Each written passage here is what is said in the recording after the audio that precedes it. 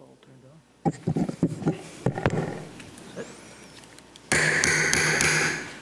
Please call this meeting to order. If you're able, please stand. Pledge of allegiance to the flag of the United States of America. I pledge allegiance to the flag of the United States of America and to the republic for which it stands, one nation under God, indivisible, with liberty and justice for all. The preamble to the State of Missouri Constitution. We, the people of Missouri, with profound reverence for the supreme ruler of the universe and grateful for his goodness, do establish this Constitution for the better government of the state.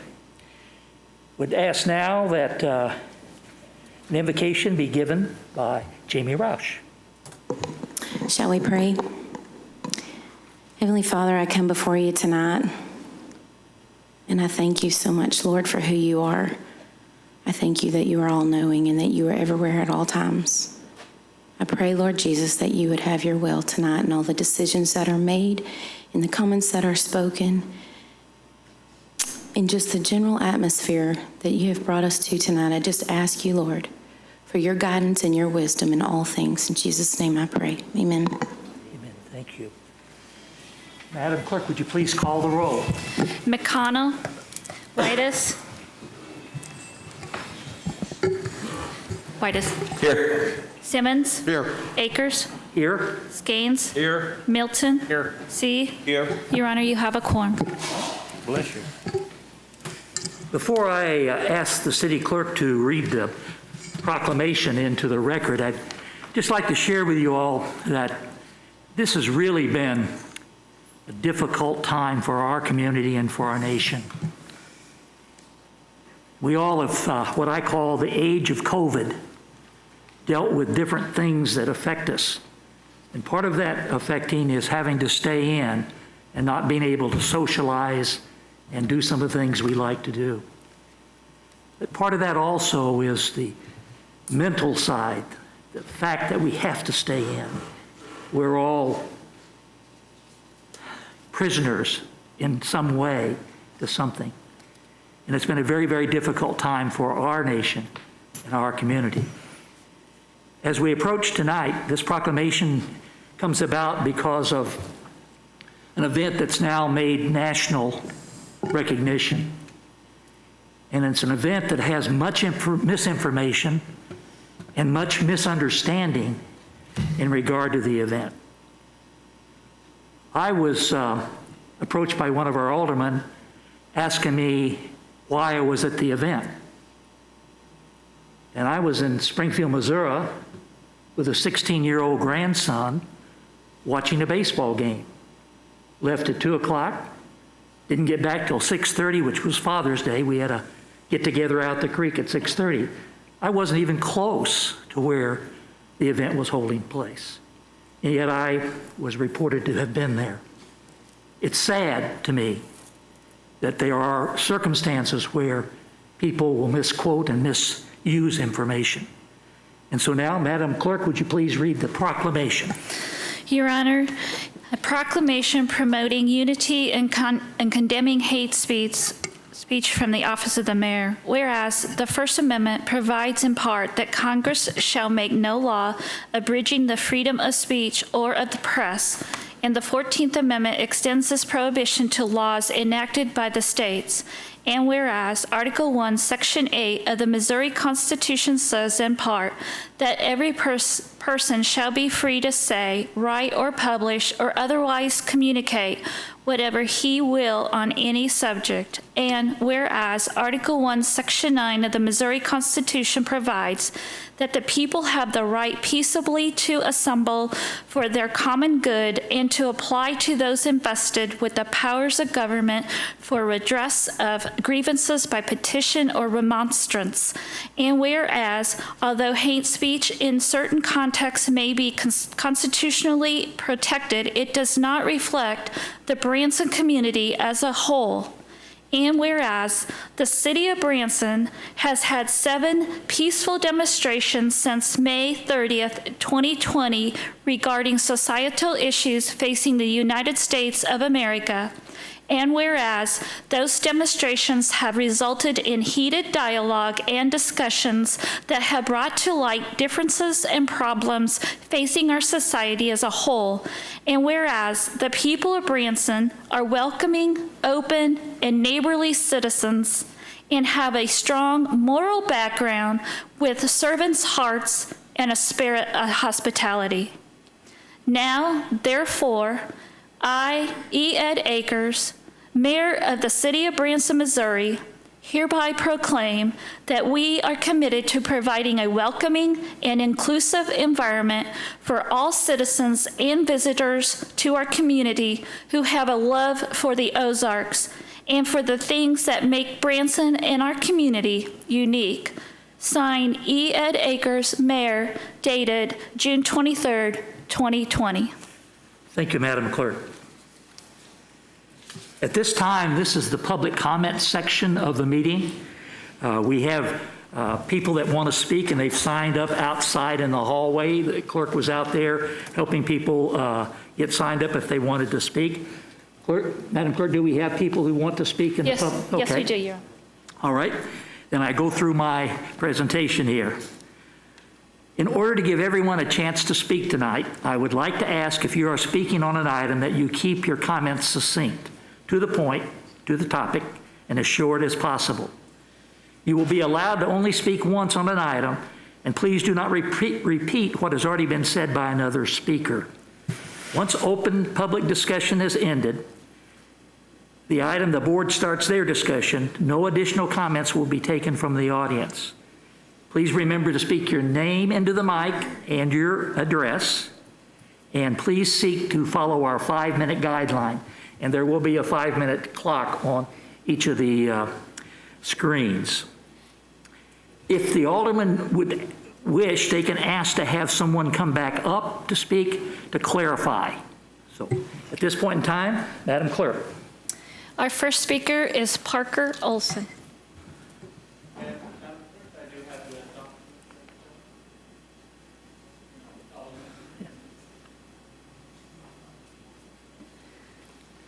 Hello, my name is Parker Olson, address 221 Westminster Place, Ulster, Missouri. While I do not currently live in city limits, I am vested in this town through my family's business, as well as through my friends and family who live in town here. I understand over these last few months, we've all lost a lot of people, as well as we have, struggled emotionally, mentally through many issues in our country and our society, as well as our town. And while the virus continues, we must look towards the future, and I'm here to speak up and discuss the financial future of Branson, Missouri. So one of the biggest things I wanted to bring to light is the fact that the newer generation that is coming, the millennials, Generation Z, they travel a lot. It's part of the growing culture, and they typically are willing to spend a lot more on their vacations. I feel like they are definitely going to be an integral part of our financial future here in Branson, and I feel that we should take steps to ensure that we do not lose our base of tourism and that we in fact continue to grow it to protect the financial future of the citizens of Branson. One of the first things I'd like to say before discussing a few of these points is that the aim of this is to be inclusive to all ages and not to exclude any age group, just to begin to include more options for some of the younger age groups as we look forward to the development of Branson as a community. One of the big things as well is the financial situation. A lot of people in Branson sometimes struggle throughout the winter and off-season as we lack as much tourism as we do experience during the summer months.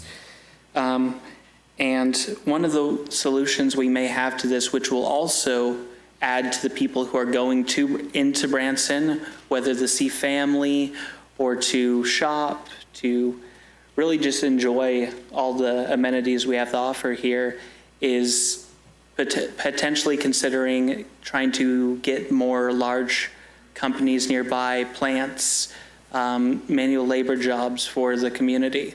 These will allow long-time employment in the area. They'll improve financial spending during the off-season, potentially allowing other businesses in town to stay open longer, entertainment to stay open longer, hopefully eventually eliminating the term off-season in town. As well as recently, we've been growing a lot in Branson with our sports culture. I feel that is definitely something that will play an integral part in the future here in town. I've heard a lot of people discuss recently the idea of getting a stadium in town. I know at one point where they're building the new Branson Police Department in that area, they were discussing putting a stadium there. If that was done, I just want to put a recommendation in for it to be for winter sports, seeing as they would draw large amounts of tourism and revenue during the off-season months in Branson. As well as we have to look to the potential of the, apologies, got a bit of a dry throat here, first time speaking. And one of the big things is technology is becoming ever evolving and ever integrated into our society. Whether it's esports being the new being one of the main ways people get involved and do hobbies with this new generation, or whether it's technology jobs that a lot of people I know and went to school with are going to some of the local colleges to pursue careers for. Yet we don't have these jobs available at the moment in Branson, meaning they would have to leave this town and move away from their families to pursue careers in those fields. And as I will say that... Parker, you're down to 30 seconds. Oh, yes, sir. Thank you. And one of the last things is I did give a list of a few facts that I won't have time to read here. I do want to read one of them, though. Top 3 reasons millennials stated they enjoyed travel were as follows. 1, to relax. 2, spend quality time with family. And 3, see natural sights. I feel like if we focus on continuing to develop Branson for these goals, we'll have a strong financial future. Thank you very much. Thank you, Parker. Madam Clerk. Our next speaker is Kimberly Vaughn.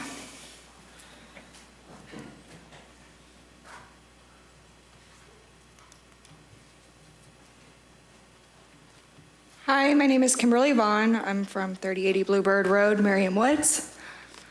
I have been a resident of Branson and the Taney County area for 22 years, and I'm here to discuss visible Confederate memorabilia in our entertainment district and how locals and tourists alike have come to view our community.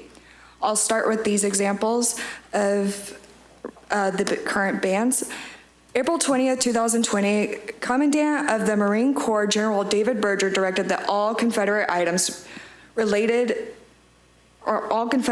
items be removed from all Marine Corps bases worldwide.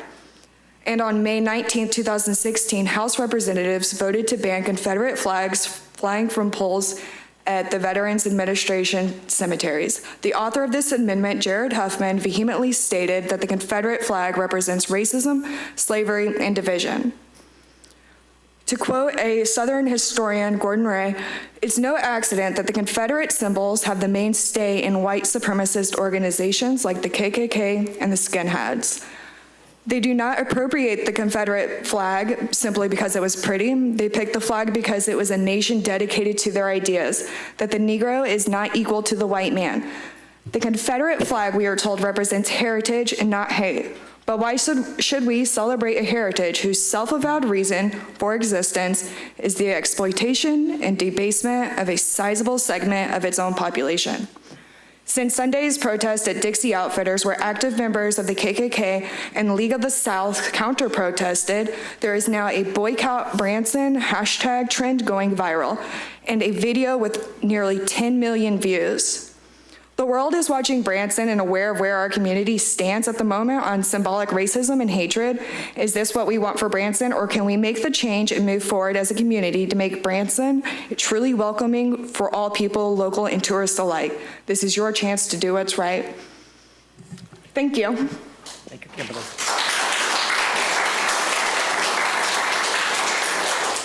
Thank you. Madam Clerk? Kelsey Allen.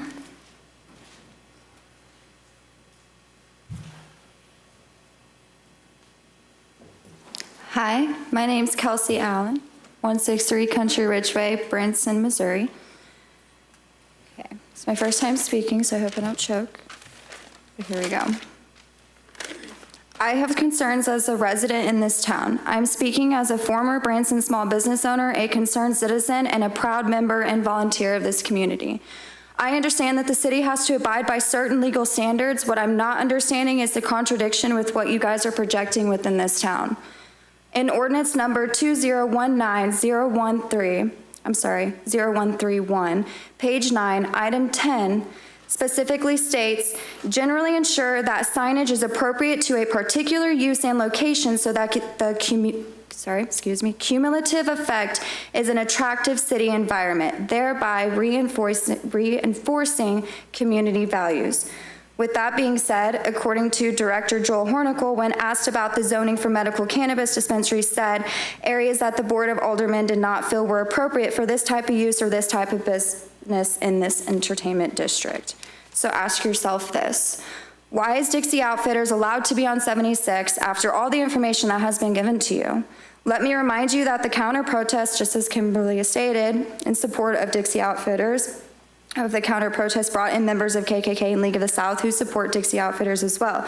The Confederate flag incites violence, and that many historians, political scientists state that the flag itself is a symbol for racism, slavery, and division.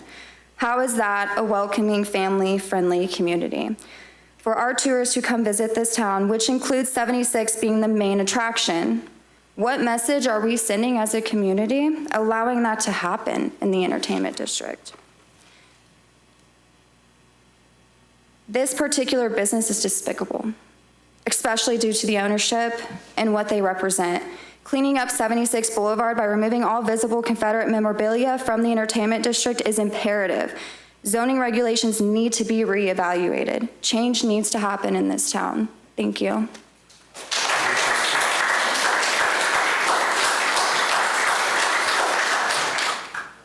Madam Clerk? Thomas Gall.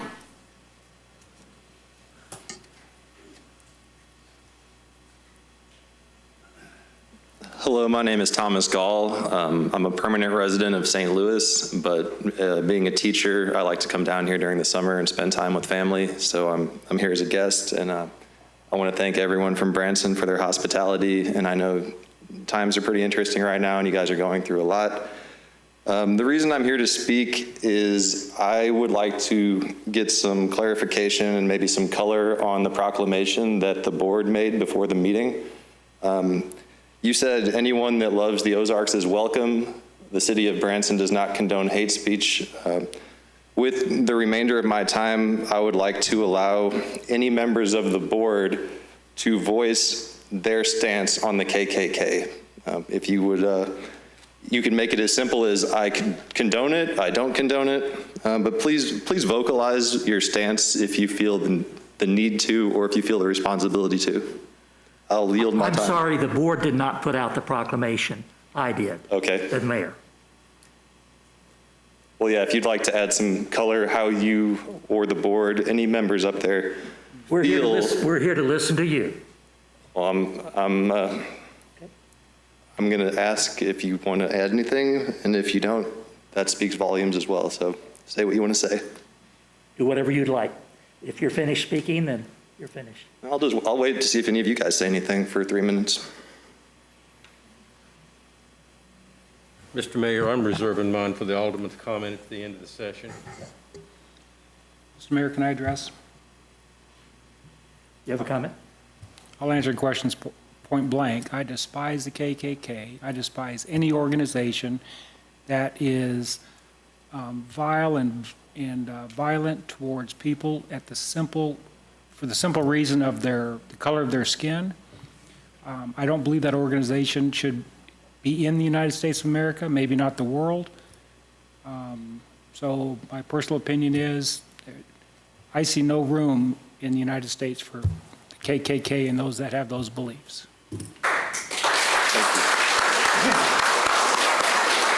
I yield my time, and to anyone else that didn't comment, maybe we can talk after, but yeah, I'm finished talking. Thanks.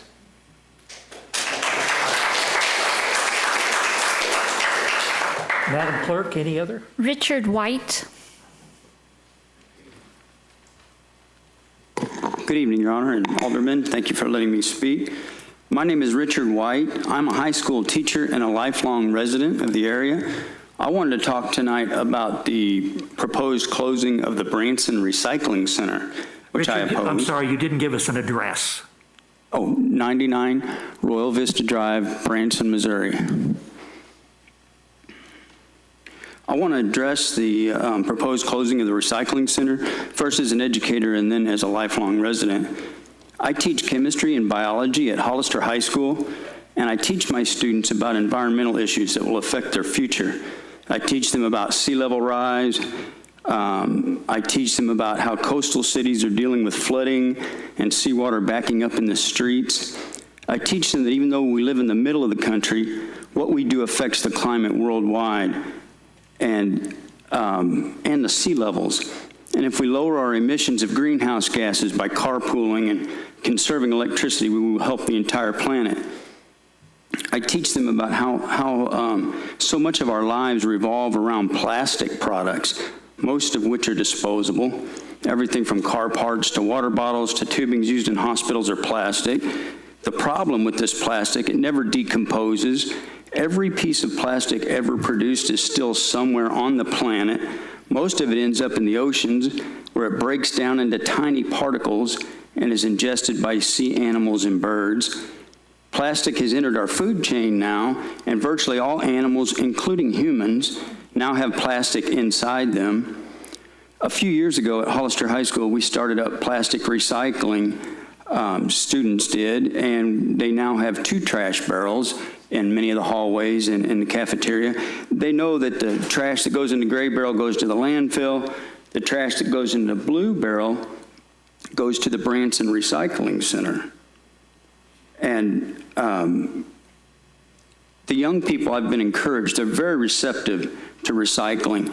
They seem to understand that they're inheriting a planet with man-made environmental challenges.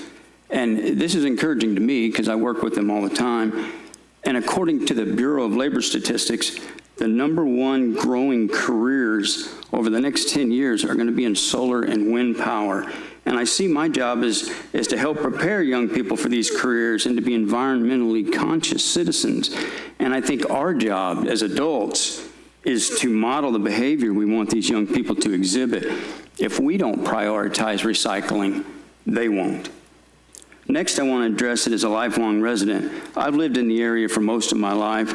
I remember Branson in the 70s and 80s when the tourist season lasted from Memorial Day to Labor Day. Then it got pretty quiet. I remember the Branson boom in the 90s when it received national attention and grew at an exponential rate. More recently, I've watched the city deal with changing visitor demographics and try to appeal to a younger group of tourists. The one constant that I've noticed over the 50-odd years that I've lived here is the quality of the lakes, our pristine lakes. Since the completion of the dams, people have traveled to the area to take advantage of our lakes because they don't have that quality of water back home. They're pristine because the Corps of Engineers and the Department of Natural Resources have strict environmental policies. They make conservation a priority. I think Branson personally has benefited for decades from the visitors to the lake. These visitors who purchase supplies and sleep and eat in Branson and shop and go to the attractions. We'd have far fewer visitors here if it weren't for this. Because of this, I personally believe Branson owes a debt of gratitude to these lakes. I believe closing the recycling center is a bad idea. It implies that Branson city leaders do not prioritize conservation. It's backwards thinking. It'll be unpopular to tourists in the community, especially the young people like you see here today. They're very eco-conscious. To my mind, any money generated by the recycling center is gravy.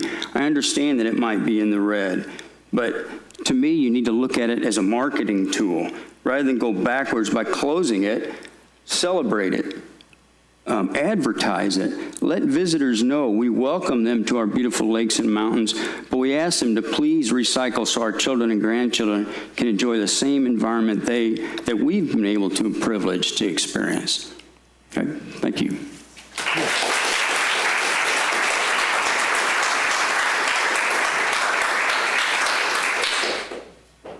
Madam Clerk? Travis Morgan.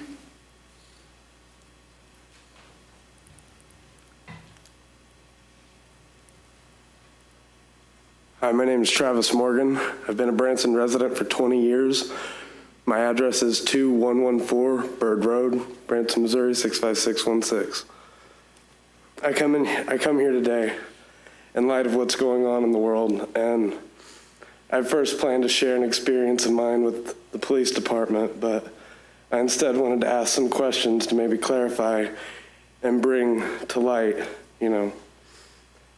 anything that might be going on. So, 1 second. My first question is, how are new hires with the police department vetted and trained? Do the Branson Police Force support a national database of officers who's been disciplined for excessive force? And how does the police force currently handle transparency of new hires and current officer behavior? And how do they plan to improve upon that transparency? And how are officers currently trained? And how are they currently trained in mental health diversity, social justice issues, the LGBTQ community, and people of all socioeconomic classes? What is the current nature of the community relationship with the police? Is there an officer or department dedicated to community liaison with the youth community, the Black community, and minority communities? And these are my questions, and I yield my time. Sorry, we're here to hear you, sir. This is just an open forum for you to be able to speak. I just wanted to speak about, I'm really concerned because I don't feel like we have very good transparency within our police department, and I want to know how we can improve upon that. And these are my concerns. I think there's an answer for you in that we have a very active citizens group that works with the police department. If you have an interest, if you would I think the chief is here, he's right back there. He'll be happy to give you the information you need and respond to your questions. Okay, thank you. Thank you.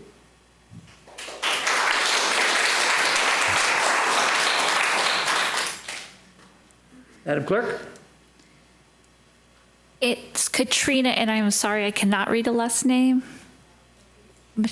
I'm sorry. Thank you.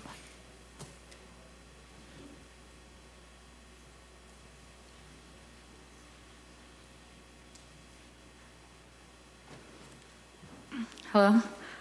I am Katarina McCooch. I'm 19. I live on 121 Lenhart Lane. I grew up in the community of Branson, Missouri, and it shaped me into who I am today. I am here today to voice my opinion on the changes that we should enact in this community. Around the nation, cities, towns, and neighborhoods are looking for methods to change. To me, there's an obvious step in Branson that we can take to eliminate the spread of hate. We and the rest of the nation do not accept the Confederate flag as anything but a hate symbol. Branson has stayed silent about that association for too long. Now is the time to act and voice our opinions on that. Through these weeks of protesting, a lot of Branson's racist minority has been exposed. To encourage diversity and change, it starts with appreciation. Appreciating Black lives in Branson. Represent them in our shows, represent them in our dances, our schools, and our local workplaces. As business owners and operators of Branson, it is your responsibility to set a standard, not to remain silent. We pride ourselves in patriotism. There are 31 words in the Pledge of Allegiance, and only the last 4 of them matter. Liberty and justice for all. Thank you.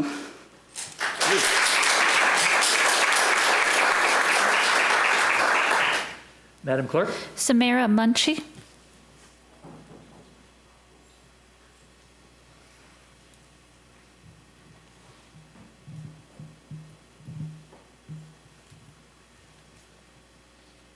Hi, I'm Samira Munchie. I live at 165 Benjamin Place.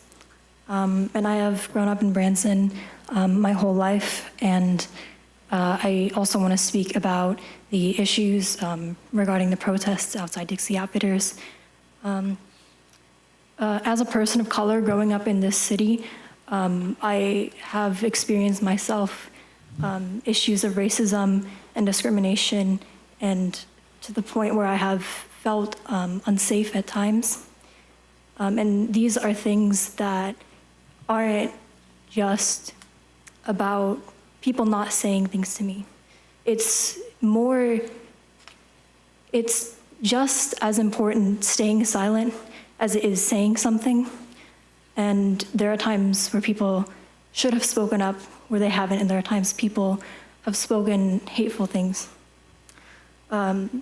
But I want today to talk about the protests and what I think they represent and what they're being taken as. So I think people are seeing the protests, and they're using them as a way to channel their frustration about things that are beyond what the protests, beyond what the protests actually mean.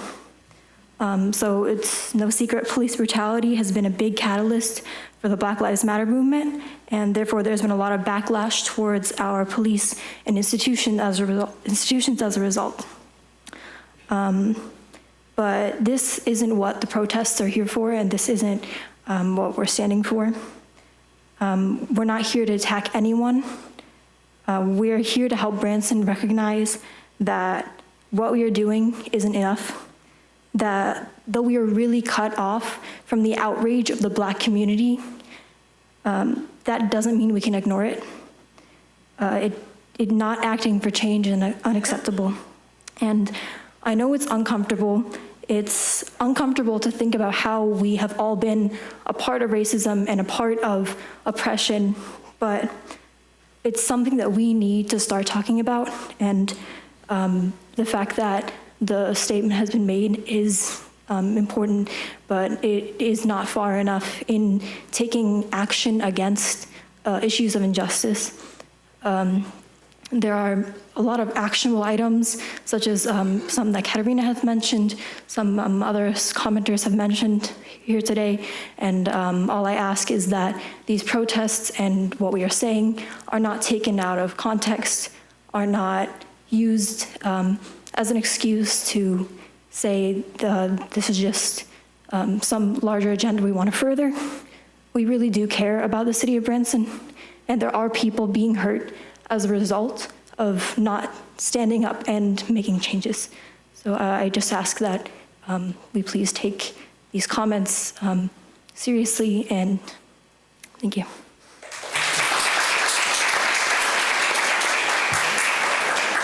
Madam Clerk? Joshua Pope.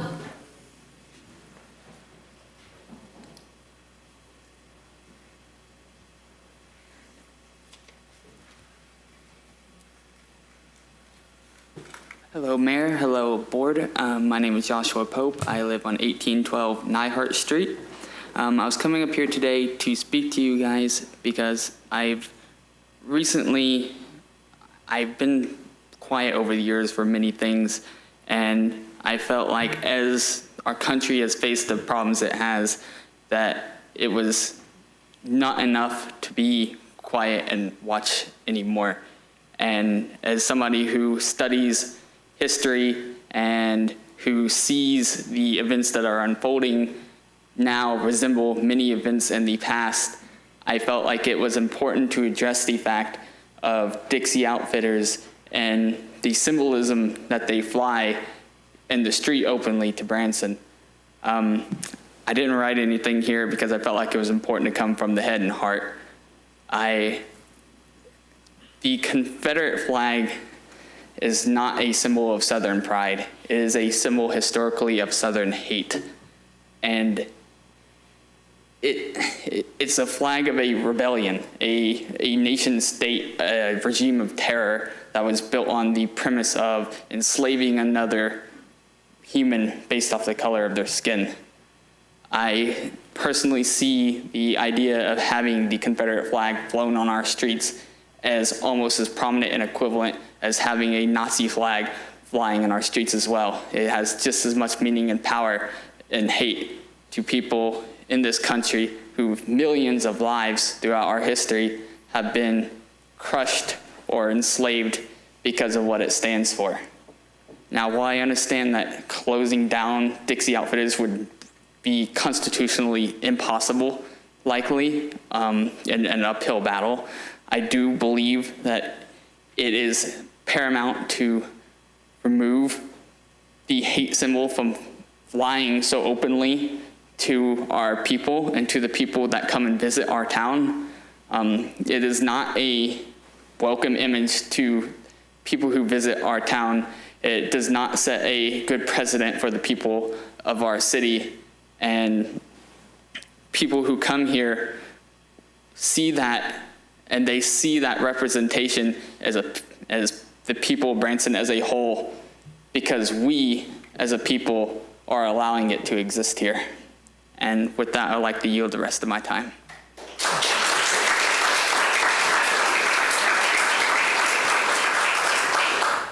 Madam Clerk. Doug Clark.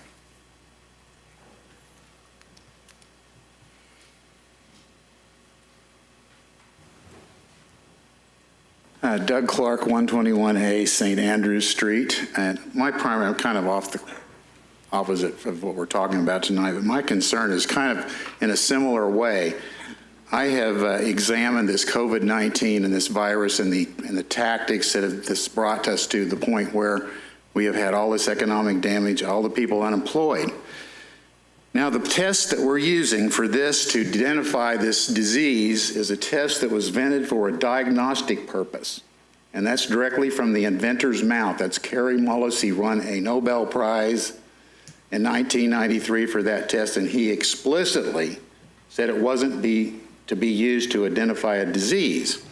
And he did have some conversations with Mr. Fauci and the hierarchy of the CDC and the World Health Organizations. And what they would typically do to an individual like that, after he complained about that they were using that test to identify this virus, was that they try to undermine their integrity, they try to ruin their careers, and there were 4 or 5 individuals other than him. But he told them, he said, I invented this, I've got a credibility of the Nobel Prize, and I'm telling you that that is not to be used as a diagnostic test. He had some other creative words that he used for Mr. Fauci and some of the people that we're listening to now. Now, there's other people that ended up losing their careers because of Mr. Fauci and the hierarchy of the medical community.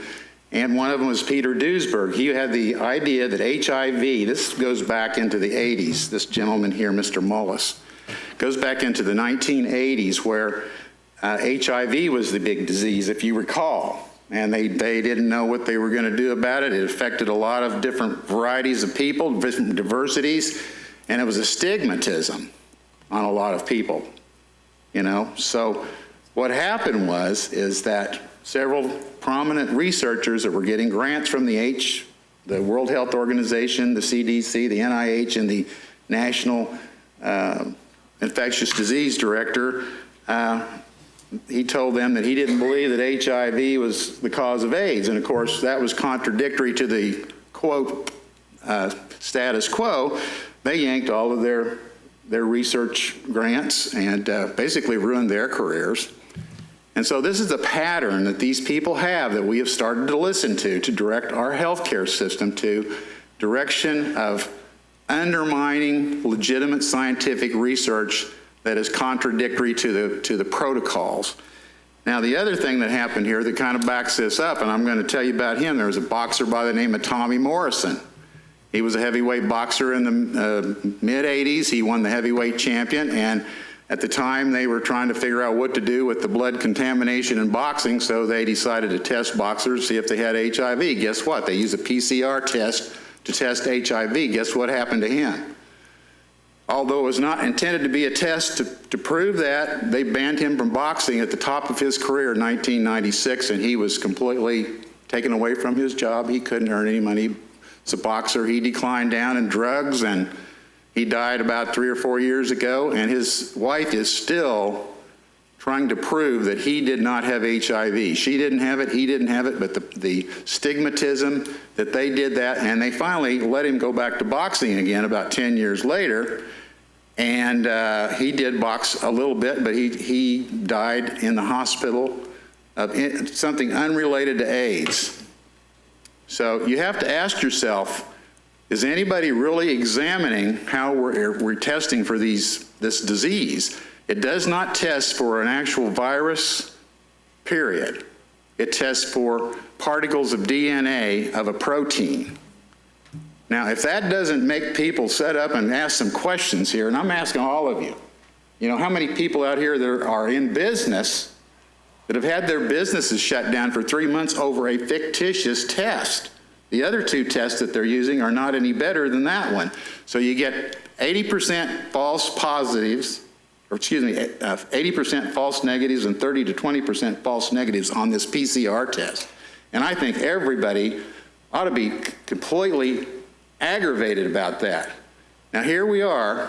Doug, you're down to 30 seconds. Okay, we've had all these big things going on, not only the Black Lives Matter, we've had conventions, and we are not seeing what they predicted that we were going to see from the NIH and the healthcare community on what this was going to be the outcome of this. So you have to do your own research. Don't believe anybody you hear, and including any of the young people here. You better research the background on oppression back to when it started. And that's what I recommend that you do. Don't believe anything anybody tells you. Thank you. Madam Clerk. And I believe it's Jean Chanda, maybe? I'm sorry. Thank you.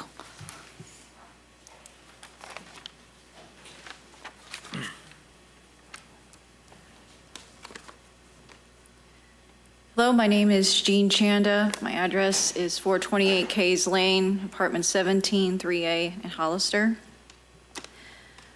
I'm a resident of Hollister and a registered voter. I'm a longtime activist, proud Democrat, and former chair of the Taney County Democratic Central Committee. While I am proud to be a Democrat, my views expressed here are my own and do not reflect anyone else or any other organization, although I suspect many others agree with me. Thank you to all of the Black Lives Matter protesters and those who have shared our stories and the media who finally are laser focused on us right now. Right now, Branson is in the news again for a store that, while it claims it sells white Southern heritage memorabilia, it seems to be acquiring a much darker reputation. Most people, but not all, know that Nathan Robb and his wife own Dixie Outfitters. Can you please quiet down? I'm speaking. Thank you. Where was I? But some do not know that he's the son of Tom Robb, the head of the KKK near Harrison. If that doesn't make you question Branson's image of family-friendly entertainment, my next comments will shock you. At the latest Black Lives Matter rally in Branson at Dixie Outfitters, a female counter-protester wrapped in the Confederate battle flag was filmed saying she would raise her grandkids to hate you all, presumably meaning the protesters she was speaking to as well as the rest of the protesters there. She also stated the phrase KKK belief in response to a protester saying nobody should believe in hate. That video now has, 10 million views, that someone said on Twitter? Now, I was not there at the protest. However, others were saying that there were counter-protesters, one in particular, an older man who used the N-word in response to one of the Black Lives Matter protesters. This type of behavior should shock you, but I'll bet it doesn't. I'll bet you work with some racist business owners in this town who treat people of color with disrespect. I would bet this isn't the only time recently that you all have heard of this type of disrespect shown to minorities. This behavior has to stop. None of you can argue that this behavior is anywhere close to family-friendly. I humbly ask you, as aldermen, take a position in support of Black Lives Matter and denounce this racist behavior shown to Black Lives Matter protesters. Please include a denouncement of Dixie Outfitters' selling of the racist Confederate battle flag, as it was used as a major symbol of the KKK during the Civil Rights Movement. It has no factual basis in representing the South as a whole at the time of the Civil War. Please include in your denouncement that these counter-protesters' behavior does not reflect the family-friendly image Branson is known for. And as a good faith commitment, please begin to see Dixie Outfitters as a controversial business which should not have such a central location in Branson, and kindly ask them to move to a location that is out of the way of traffic. If you do not do as some of us are asking, I fear for Branson's reputation and our tourism. This past weekend's protest has attracted so much attention. There's now talk of shutting down 76 this Saturday afternoon in response to the counter-protesters' comments. Many people are justifiably angry at the behavior of some of these counter-protesters at Dixie Outfitters and Dixie Outfitters' tacit acceptance of that behavior. It does not reflect Branson or our family values in any way, shape, or form. If you do not denounce this behavior in your capacity as a governing body, not just the mayor, but the entire governing body, or ignore what has happened, Branson's tourism will be put in jeopardy as Branson will be seen as a safe haven for racists. Now, not everyone who supports this Confederate battle flag are racists, but some are not educated to its historical uses, and too many use it as a racist symbol to hide behind, which it actually is according to history. I humbly ask you to consider what we all have said today. Please consider our words and the reputation of Branson as you hear us speak. Thank you for your time.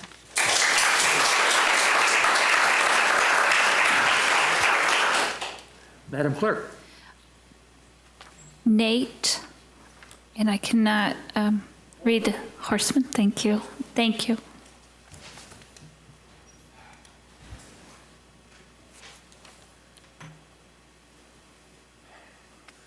I've been home for 100 days, so I haven't had the need to wear this mask. I'm going to take it off so I can actually be heard. My name is Nathan Horseman. I live at 2550 State Highway 248, Branson, Missouri. Hang on tight, I got to edit this down, so I'm gonna read fast. I moved to Branson 21 years ago from Oklahoma to work and fish for one summer and ended up staying, and here I am today. This is my home now. I raised my son here. My family roots go back generations. I think you may have heard of my family, specifically one by the name of Reuben Branson. For those that don't know the history, he founded this town in 1912. I'm still researching my genealogy, but I believe everything happens for a reason, and there's a reason I'm here today. Today, I'm here to voice my concerns about the recent uptick in coronavirus cases, not only nationwide, but in our state of Missouri, and more importantly, our little piece of the Ozarks, Branson, Missouri. The beginning of this unfortunate and unprecedented time in our lives, I wasn't paying much mind to it, and when they canceled the NBA and all of sports, that got my attention, and I knew we were headed for something pretty serious. In late March, the city of Branson began to take the situation more seriously, and you took it upon yourselves to institute your own guidelines while the governor dragged his feet. I commend you all for that. You did the right thing, and we slowed the spread. Granted, we were in the off-season, and we lost all of our spring break business, and many business owners made sacrifices that I cannot even imagine. But we kept the coronavirus at bay and saved a lot of our citizens and tourists from getting sick, and probably even saved lives. Life went on with empty hotels, empty attractions, and empty streets. It sucked, and people suffered, but we as a town made it through. Then we opened the gates, and here they came, and here we are now. It is late June, a month after Memorial Day weekend. Taney County hovered around 13 cases for a while, and then boom, we doubled our numbers in a week. We've had over 120% increase in Taney County in just a little over a week. These cases are not community spread, which I am sure you know means that tourists are bringing it in. It's in our restaurants, it's in our schools, and it's out there in our community, and there's no sign of it slowing down. The state of Missouri is a hot spot. Joplin, Missouri is the nation's top spot for COVID-19 growth over the past week. We are not in the second wave, we are still in the first wave. Branson was open and the tourists are here, and we had a plan in place to keep everyone safe. Most restaurants and businesses did and are still doing a great job to do the best they can to adhere to all safety recommendations and guidelines put forth in the Show Me Strong Recovery Plan. And then time passed and we went into phase 2 and we got too comfortable. Our locals cared, but the vast majority of tourists did not. I know this because I have people out there all over the place telling me so. The tourists simply don't care. They want to come here on vacation, they want to have fun, enjoy everything Branson has to offer, and they want to go home. They don't want to hear about that damn coronavirus. Some are very caring and accepting, but from what I am hearing from my people, most are not. And it is costing us more of our citizens getting stricken with this virus. We are at 33 cases and 2 people have died. We need to do something. Branson has made national news twice this past week. One for being a hotspot for coronavirus and one for the recent Black Lives Matter versus local racism.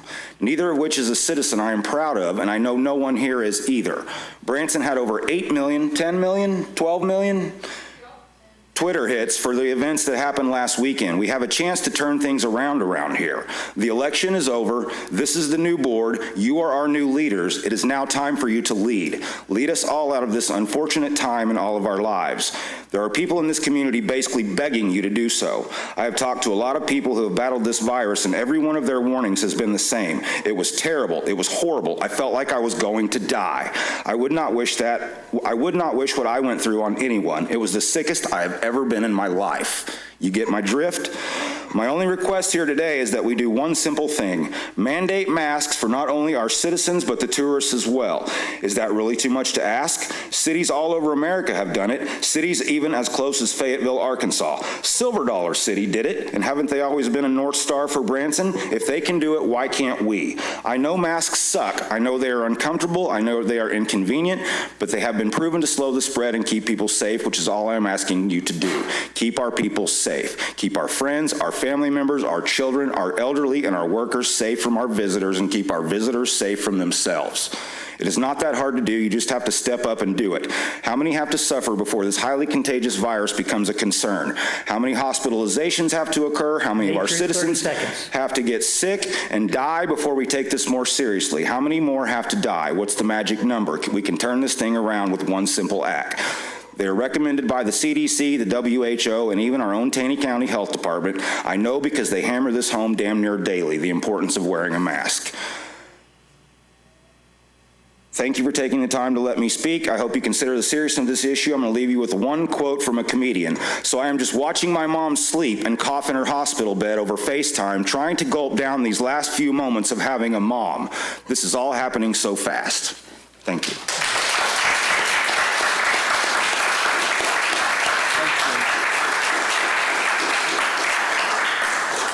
Madam Clerk.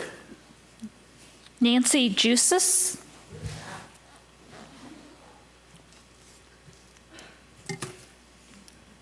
Pronounced it correctly, thank you. I'm Nancy Jusis, I live in Branson. I am a female senior citizen. I will not be announcing my address. Thank you for allowing me to speak. I'm here about the recycle. I recognize there's budget issues. I'm sure that the budget is going to be smaller this year. You've lost income. You got to find someplace. Recycling is a big deal. Everything we can keep out of our landfills is good. One thing I'd like to know is how big is this $240,000 expense relative to the total income for the city of Branson? Whatever you're bringing in, is it half of 1%, a third of 1%, 0.1 of 1%? I don't know what your total budget is, but you do, okay? Think about that. It's important. So are parks, so are streets, so are all the services that the city offers. You do have to look at all of it. Have you also looked at alternatives? Could you cut the hours? That would potentially reduce staff. We hate to see anybody lose a job, but that's an option. Maybe people who are on community service could put some hours in there. Maybe you could renegotiate whoever it is you're selling the recycled material to. I don't know what the choices are. I would like you to seriously look at options. As an aside, the reason that most people are here today is disgusting. I have a friend who will not come to my home because he's black. Thank you.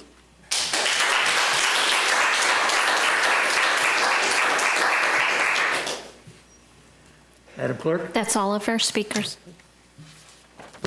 We thank you for the speakers to pay attention to our timeframes and to do what they wanted to do when they came here. There's a difference, and I think I need to point it out. Each one of us that serve, and the aldermen serve for wards and areas they're in. And their oath is to serve the people of their wards. And I think it's important that some of the aldermen need to talk to their people before they make commitments or statements. And so I think it's important that we all have to understand we represent people. We represent you if you live in Branson. We represent all the citizens of Branson.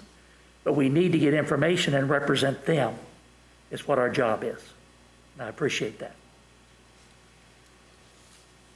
Okay. Now ready for the consent agenda area.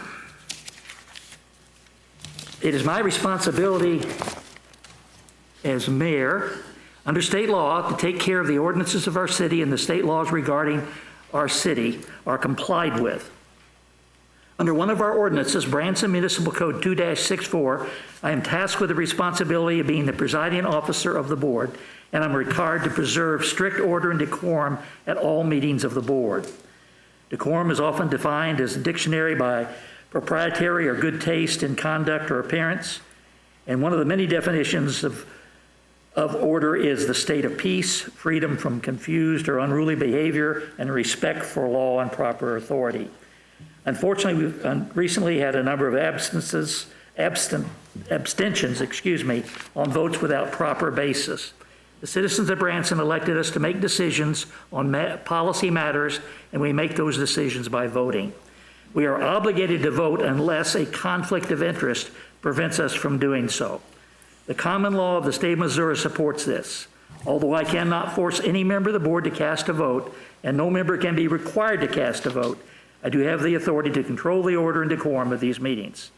As a result, I'm announcing under my authority to preserve order and decorum of these meetings that any abstention by any member of the board during the meeting can be recast as a no vote. Thank you. At this point in time, the consent agenda. Madam Clerk.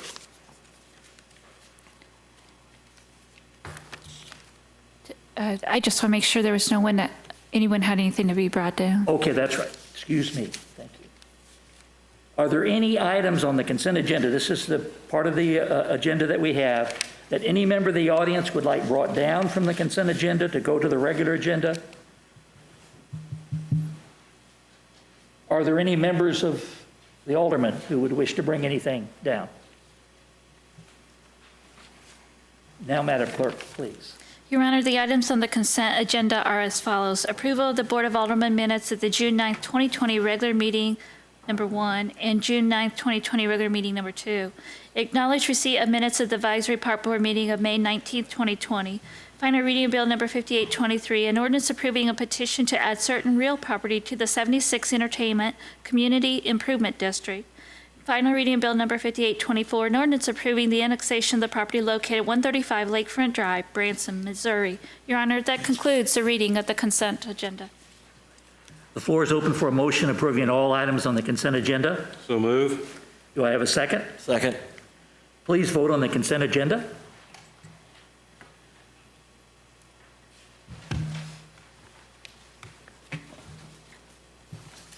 Five aldermen present. Yes, 5 votes. Passes. All right. Regular agenda. Madam Clerk, final reading of Bill number 5818. Your Honor, this is the final reading of Bill Number 5818, an ordinance approving the sale of real estate to Rodriguez Real Estate Investment LLC and authorizing the mayor to execute the contract. This bill was postponed on its final reading during the May 26, 2020 regular meeting. It is in need of a motion, second, and a vote. Chris Lebeck is the staff report. Good evening, Mayor, members of the board. Real simple, I'm asking you to vote this item down. We have a new contract, we have a new staff report, and a new ordinance. The contract did not come in time for this agenda, so we will be presenting a revised contract for the sale of this property to the board on the July 14th agenda. So I would ask that you simply vote this one down and we move on. Thank you. Okay. You've heard the final reading of Bill 58. Do I have a motion approving this bill? So move. Is there a second? Second. Been a motion and a second. Anyone in the audience wishing to speak to this matter? Any aldermen have any additional comments? Please vote.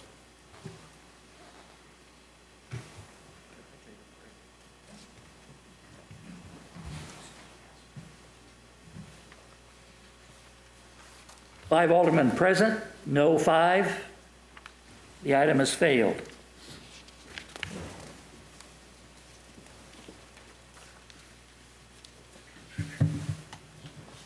Noted Alderman Simmons needs to step out for just a moment.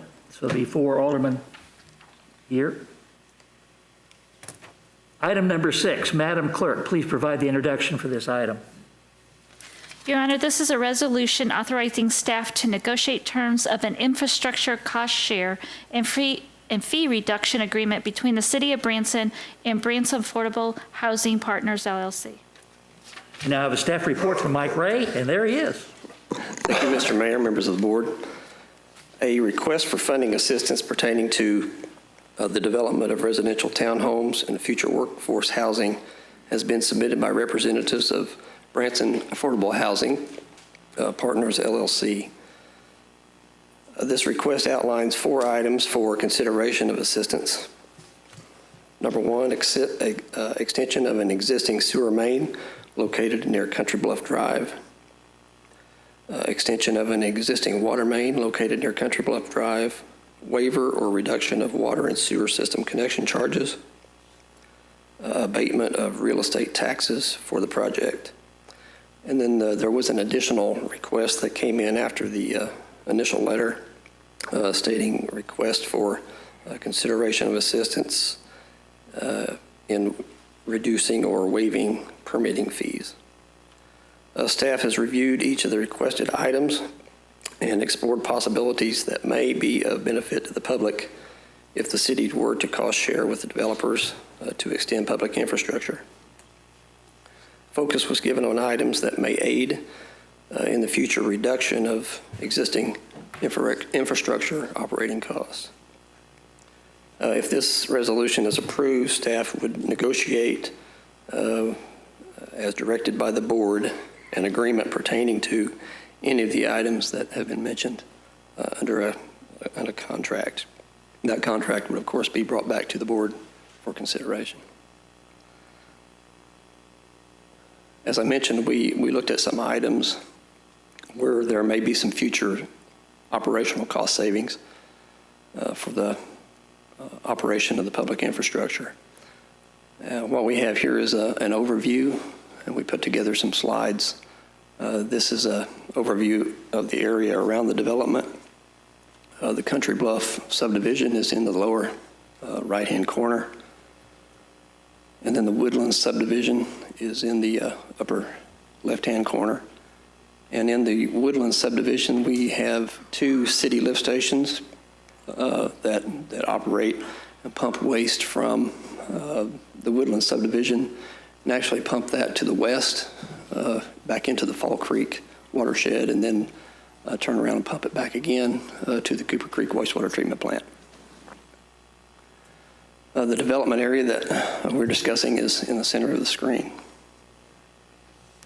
The pink line represents a conceptual location for an existing or an extension of a water main from an existing city main that runs along the side of Country Bluff Drive.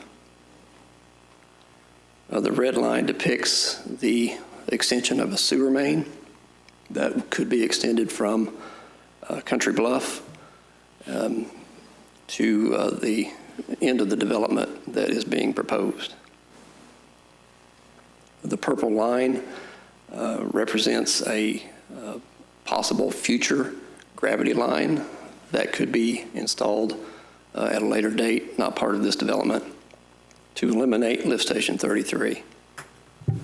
And the blue line represents a future line that could be constructed and connected to infrastructure that would be built under this project and eliminate Lift Station number 24, the city's infrastructure. This is an overview screen of the city lift stations that are operated by city staff on the south side of Branson.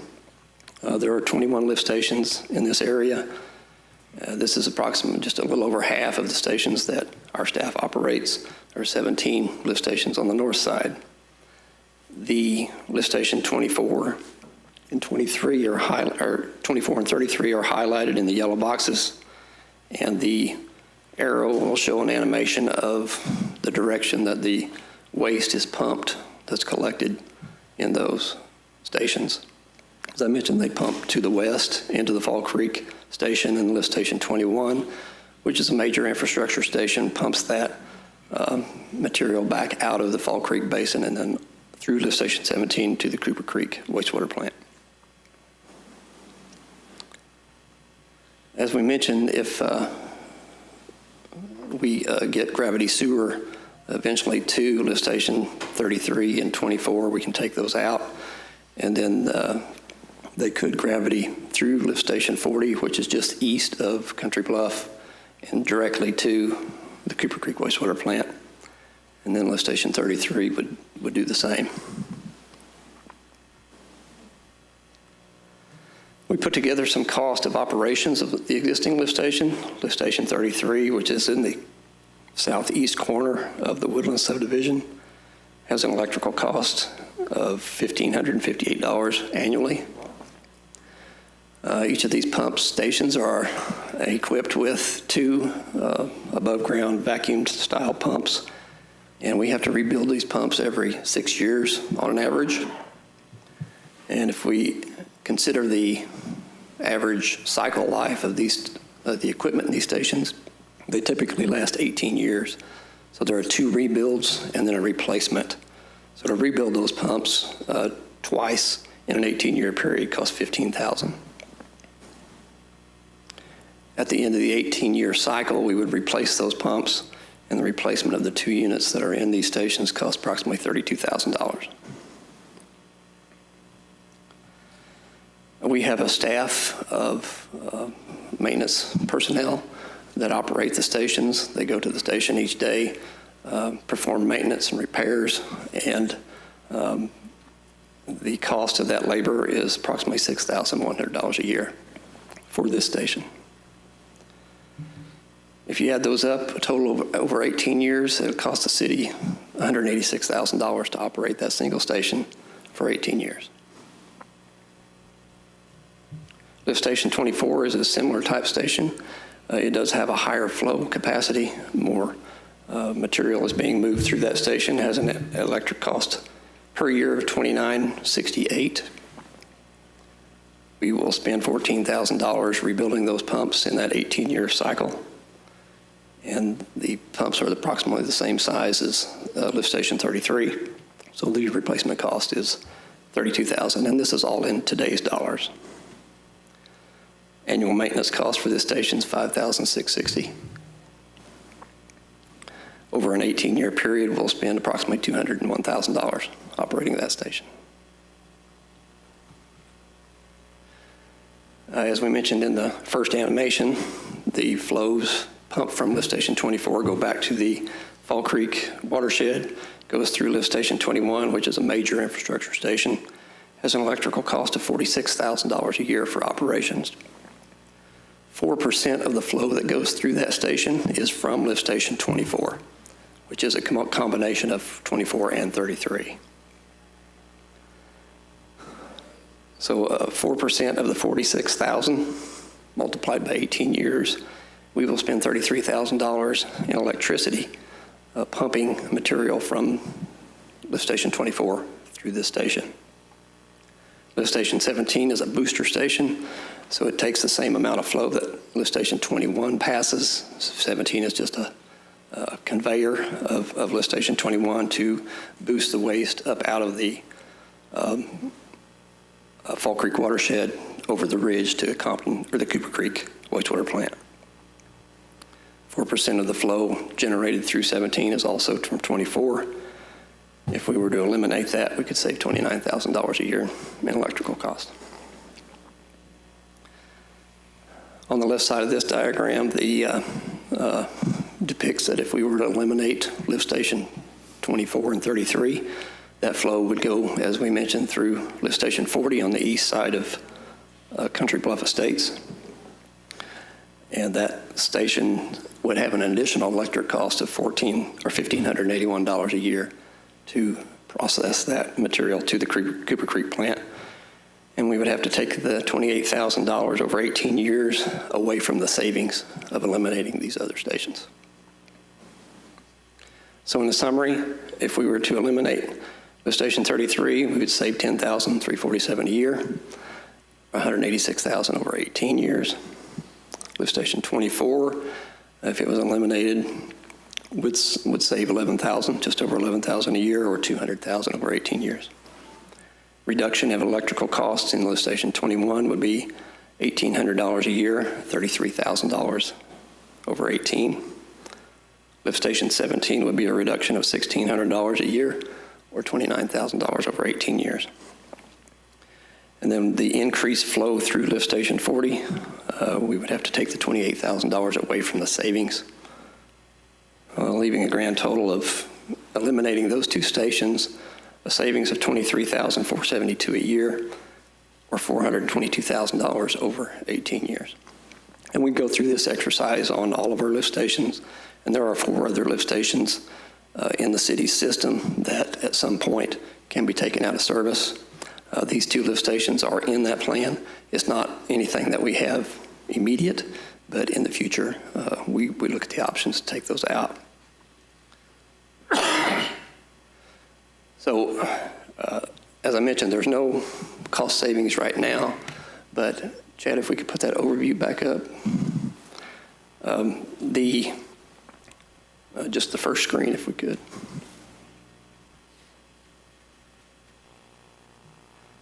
The proposed project would require that red line to be extended, the sewer infrastructure to be extended to the first phase of the development, which would get us one step closer to possibly taking those stations out of service, which would, at some point in the future, save us operational costs. We did look at the water main. As far as any reduction in operation costs, there is not. So if any cost share there, it would just be for development of the project. And we did look at the waiver or reduction of water and sewer system connection charges. Those charges are used to upgrade other existing sewer lift stations, extend public sewer where the city is actually providing that service. That would be an option that we can take a look at if the board desires. The abatement of real estate taxes, I'm not exactly sure. My expertise is more in the water and sewer, not in real estate taxes, but I know there's some representatives from the development here tonight that may shed some light on that. And then there is also the additional request for reduction of the permitting fees that could also be discussed. So with that, staff would turn it over to the board. Of course, any expenditures in this participation would require a budget amendment if it's done in 2020, or if the board decides to proceed with any kind of cost share in a future year, it could be added as a line item. At the end of our report. Thank you. Staff recommends. Staff is neutral on this. We will leave that for if we have motion to approve. So moved. Let's have discussion. Is there a second? Second. There's a second. Motion's been seconded. Anyone in the audience wishing to speak to this matter? A lot of information in a short period of time.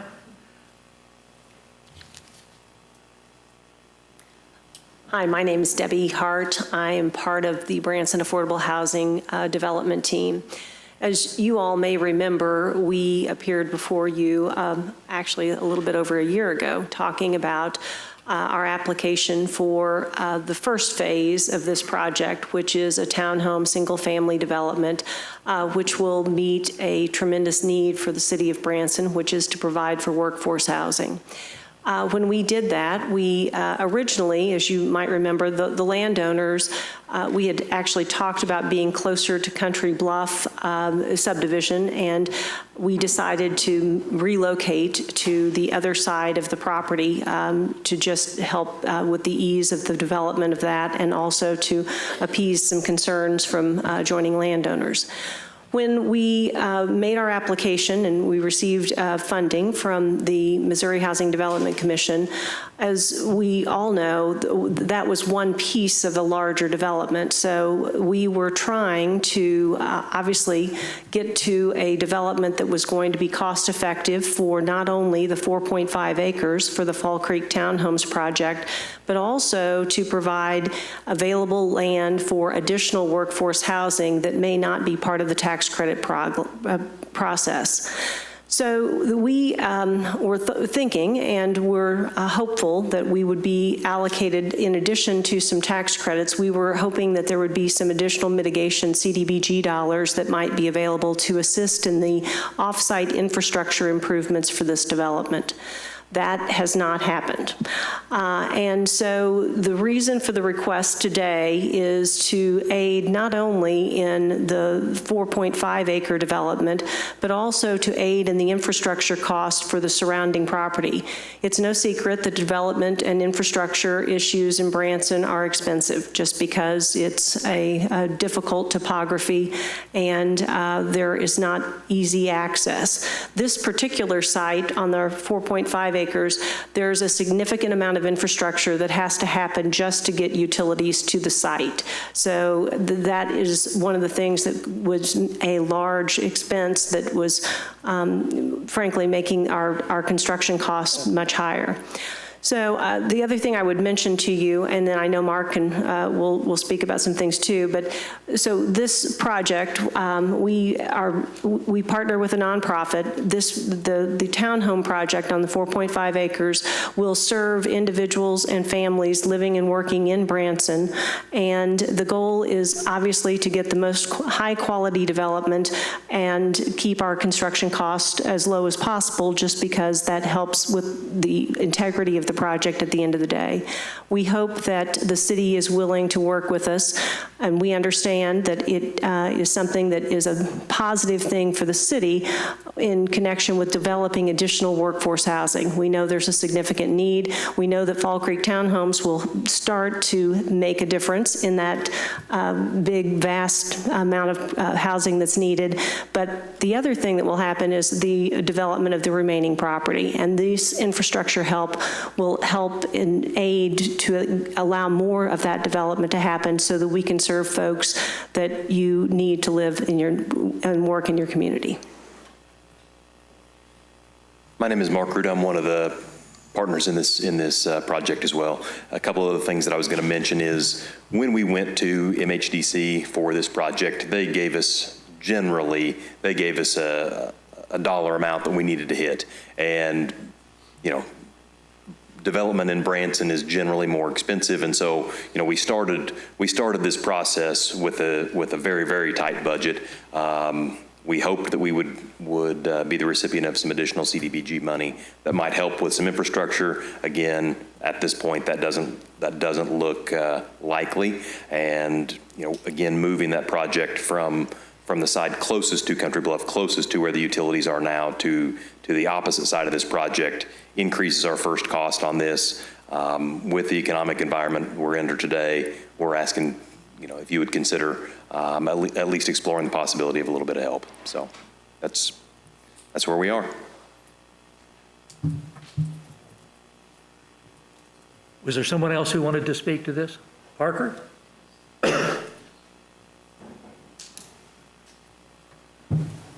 I had two questions. Your name and... Oh, Parker Olson, 221 Westminster Place, Hollister, Missouri, 65672. Thank you. So first question I had was for the developing party, am I allowed to ask them, or must I? You're talking to us. Us. And then Okay, we can ask them. With this development, I know some places it is required, some places it is not. I know they sometimes require per every one tree removed from a semi or fully forested area for two to be planted. I just want to know if this development would be required and would be participating in that program. I don't know if it's on a federal level or more Missouri state level. Well, I don't think we have an answer for you right now. This property was recently annexed in, so it just now has come under ours. Thank you. And the last question I had was just wanted to ask if they had done an environmental impact report or assessment on the area, and if so, if it had provided any significant potential impact. Anyone? Yeah. Great. Oh, we got 1 out of 2. That was my last question. Yeah. We did an environmental assessment, and there was no impact, so we had no issues. Excuse me, Mayor. Yes. I'd like to address Parker's question. Parker, your question about the trees, my understanding is when the property first started, it was in Taney County. It was not in the city limits of Branson. City limits of Branson has those tree restrictions that you referred to. So the developer chose to prepare the property for development, and now it's prepared for development. Then now he's looking at coming into the city, so as it comes in, there is no violations of trees because he played by the rules as far as Taney County is concerned. Thank you. You bet. Any other comments? Any aldermen? Oh, yeah. Go ahead. I have a few questions. Let's start with the money. In these 4 requests, extension of existing sewer main located near Country Bluff Drive. Do we have a cost guesstimate on that? What we did was put some numbers together based on city infrastructure costs of bids that we have recently received. Our latest bid for a sewer extension was approximately $200 a foot. That red line infrastructure is approximately 1,450 feet. So if you take that, it'll be $284,000. There is a short section right before the red line starts in the existing infrastructure of Country Bluff. That is a 6-inch main that would have to be upsized to an 8-inch main to be able to handle future flows and meet current infrastructure standards.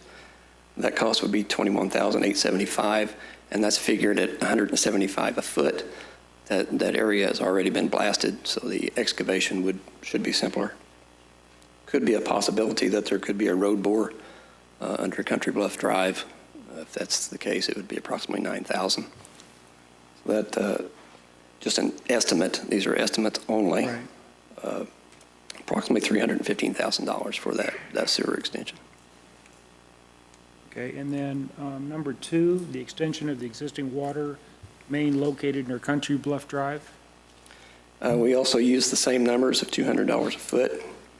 The area that's highlighted in pink would be approximately 970 feet. So that cost would be $194,200.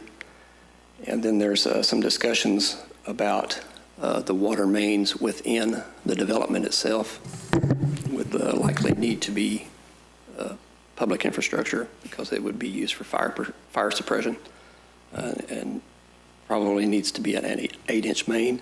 There will be some discussions as we go through the plan review process with the developers on that, but that would be an additional 1,200-foot loop inside there if if that was required. So What that would the cost would cost- be yeah, cost- $240,000. I'm sorry? $240,000. And there could also be a road bore requirement if water infrastructure is brought from the location where it's shown, also at $9,000. So that's a total of $450, roughly? A total of 700 and roughly 50,000. Number 3, the waiver or reduction of water and sewer system connection charges. What would be the offset on that? Well, right now, the only numbers that I have is a 4-inch connection. If that's the case, then a 4-inch water system connection charge is $20,004.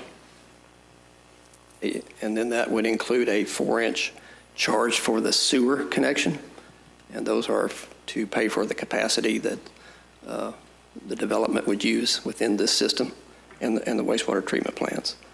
So if it's one 4-inch connection, it would be $70,010.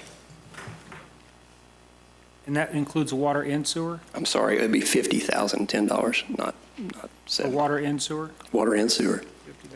And it depends on the size of meter that is actually installed. So if it's a larger meter, then it'll be a higher charge. And then, what's the thoughts of the abatement of the real estate taxes? I'm not sure, Alderman Milton, that I can answer that question. I know that it would be a discussion between the city and the county. Is our finance department or anybody? Jamie? Oh, Jamie. Come on down.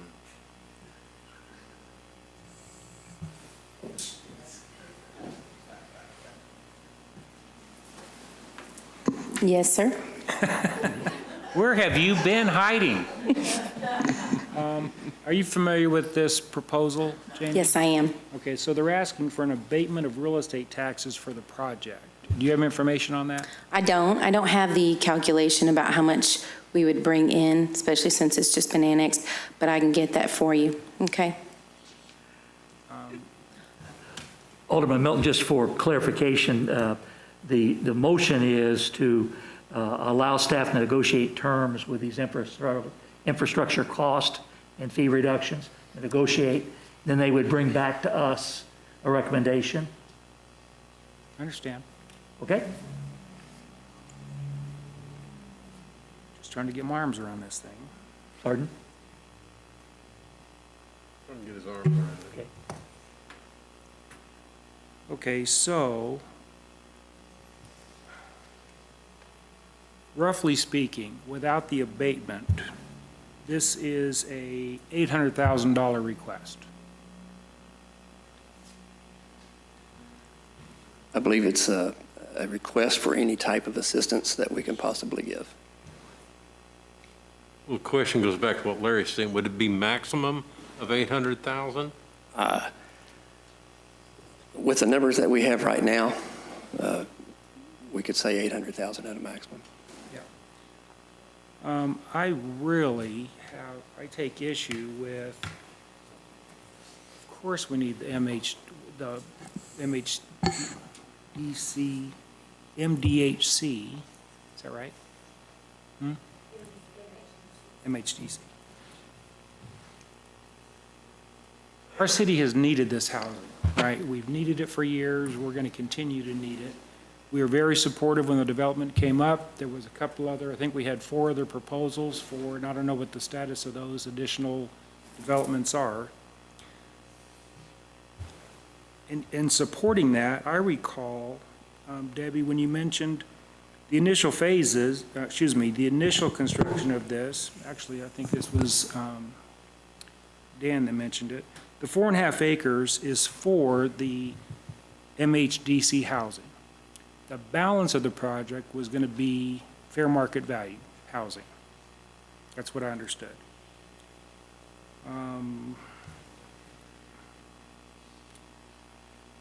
These are very experienced developers. They know that construction, development in Branson is expensive. Boy, I think it's a combination of passing the fairness test and what we're looking at as far as our city finances, where I don't have much of an appetite to subsidize this development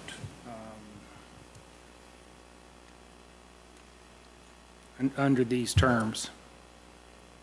So I know the question on the table is, do we want to give them permission to go negotiate? I don't know how the other aldermen feel. I just wanted to share my opinion, so when you go negotiate, you know where my position is. Then they will come back to us, Larry, with what their negotiations are so that we can see specifically what they're recommending.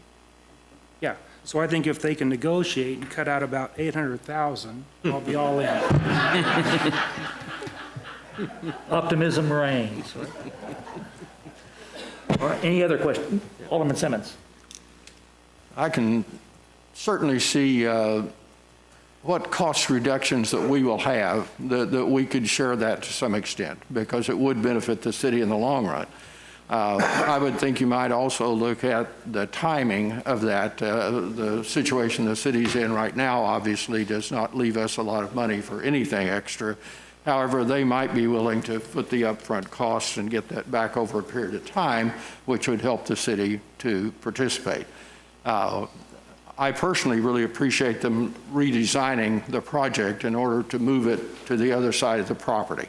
I think our Country Bluff Estates people really probably appreciated that. So some connection fees or some charges like that might be appropriate to give them some acknowledgement of that. Beyond that, I can't see us footing all of this bill, but I can certainly see us negotiating with them and trying to come up with something that's fair. Mm-hmm. Any other questions or comments? Any comments from the cheap seats? We have a motion and a second on the floor. Mr. Mayor, I'm trying to think, I agree with Bob. Let the staff, and Larry, let the staff go and negotiate that and bring us back the big deal. It's very difficult to try to swallow $800,000 in times like this, and I do agree we need it, and we need something like this real bad. Cut your best deal.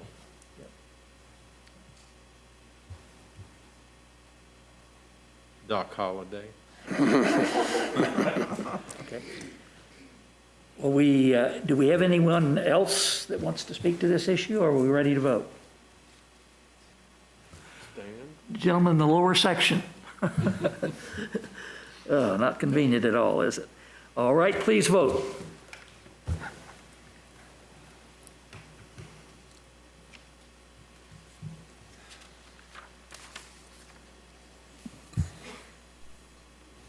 Mayor, I have 4 responses. If everyone could please vote again.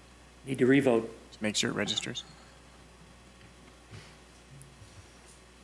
Thank you. My little light is not lighting up.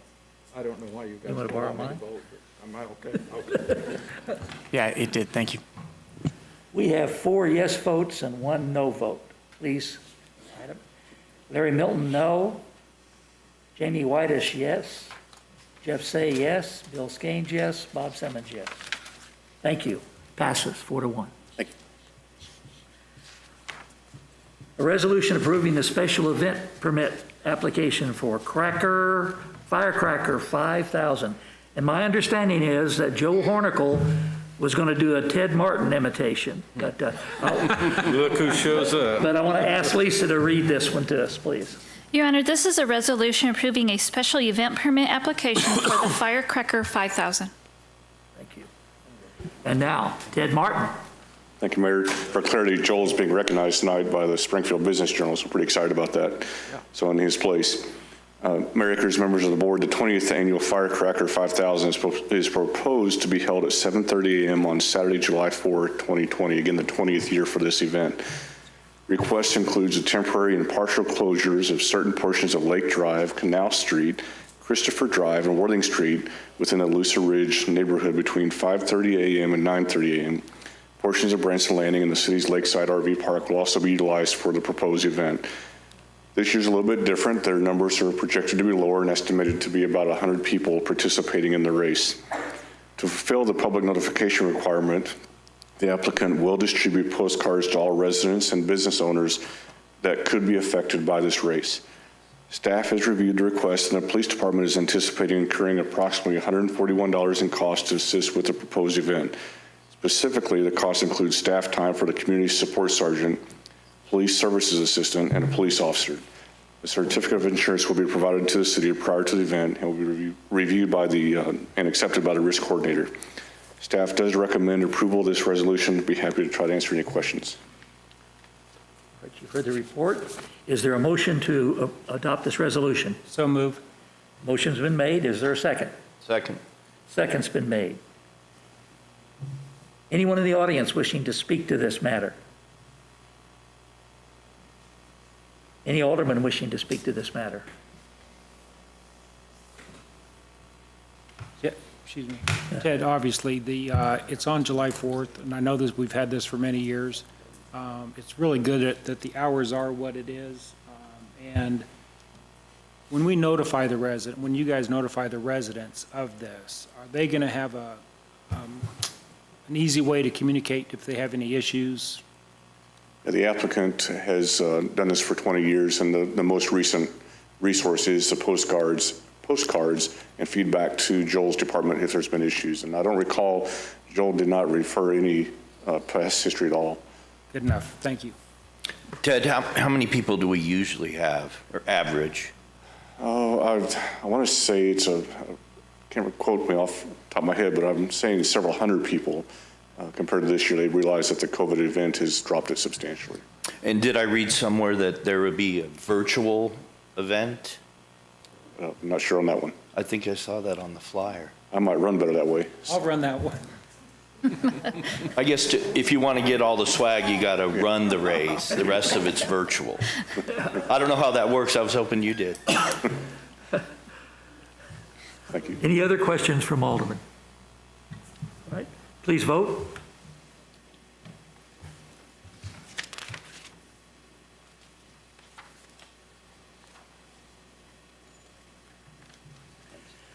Five present, yes, 5, passed. Item number 8, Madam Clerk, please. Your Honor, this is a resolution approving the disposition of surplus property. Thank you. Now I have a staff report from Jamie Roush as she comes out from hiding. And Thank you, Mayor, members of the board. I have attached a detailed listing of the surplus property. This resolution would just give us authorization to dispose of the surplus property. And how we do that is we have an auction site that we will put these items out for auction and get as much money as we possibly can to go back into our general fund. Staff does recommend approval of this. Thank you. do I have a motion adopting this resolution? So move. Is there a second? There's a second. Anyone in the audience wishing to speak to this matter?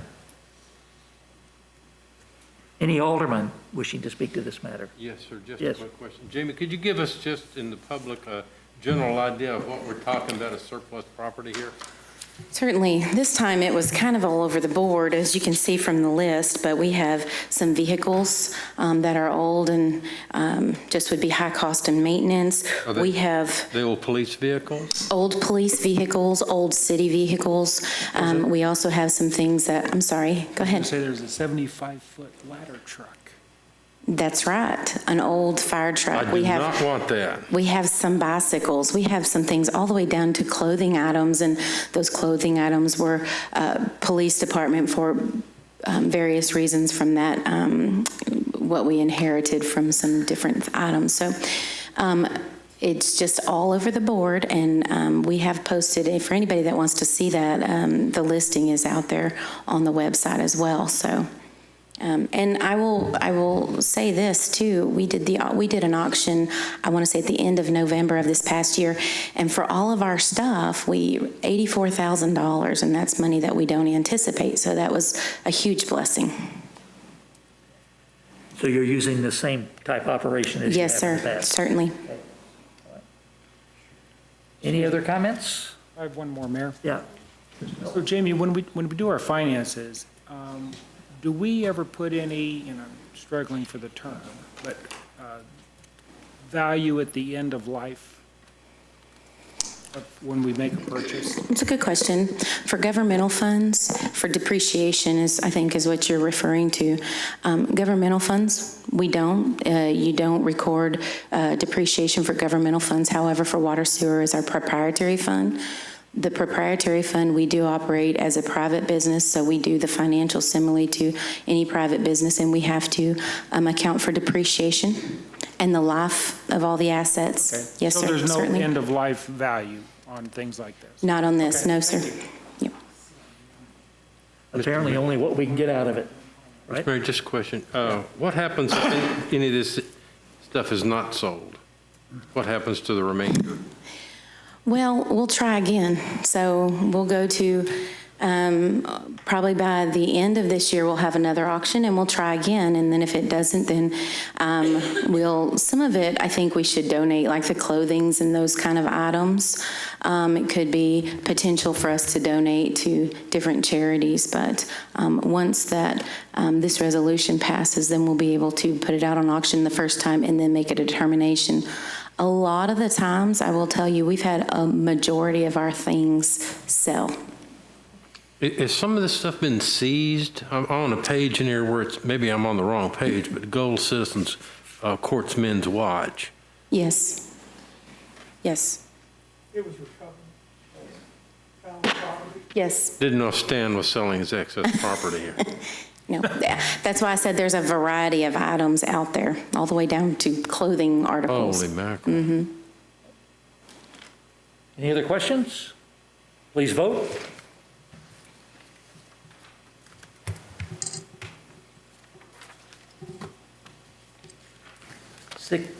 Five Alderman present. Yes, 5 passes. Item number 9, Madam Clerk, could you please provide the information for this item? Your Honor, this is a resolution authorizing staff to review and renegotiate the terms of the ground lease and provide an option for relief to base rent payments for the West 76 airport lease properties. We have a staff report from Jimmy Roush. Thank you, Mayor, members of the board. We received a request to provide relief to the base rent for the West 76 properties. And that's what this resolution would do, would authorize us to review and negotiate those terms. Just some background for you all. Right now, we have about 5 different properties that have base rent and then a % of gross receipts that we receive, and almost all of them require a minimum amount that the city receives required. So I'd like to just preface all of this by saying this is money that goes into the general fund revenue as well. And so when you're thinking about this and making your decision, please keep that in mind. As a result of some of the businesses being shut down, obviously the gross receipts will be minimal this year, and we have a number that, as I presented a few months ago, the financial health for the COVID, we have a number that's built into the general fund for these leases that we would like to stay close to if at all possible. Thank you. You further report, do you have a motion adopting this resolution? So move. There's a motion. Is there a second? Second. Second? All right. Anyone in the audience wishing to speak to this matter? Yeah.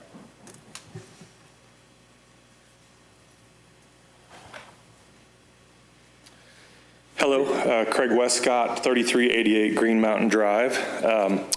I'm with the Track Family Fun Parks, one of the lessees of the city. I don't know that I'm really representing everyone because they may speak as well, but several of the lessees are here, from the track to the Hughes Brothers Theater, Lodge of the Ozarks, the Mickey Gilley Shanghai Theater, and Hirsch and Family Entertainment. Times, obviously, just being at this meeting tonight, they're tough, they're interesting, and all of those are vast understatements. As one of my friends out here said, this speaks to the COVID. The only reason we're up here tonight is because of a circumstance none of us have ever been in. There is businesses, there's things that affect the business environment year in and year out that we budget for, but no one ever budgets for zero. For the time that when usually business is thriving in Branson.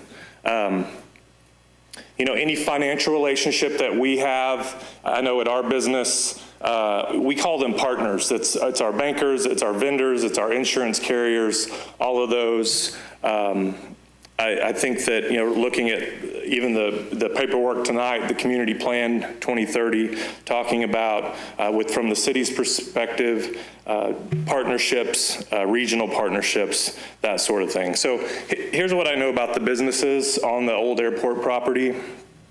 They have, and we've had varying leases, but starting back to around 1980, they continue to make Branson a better place.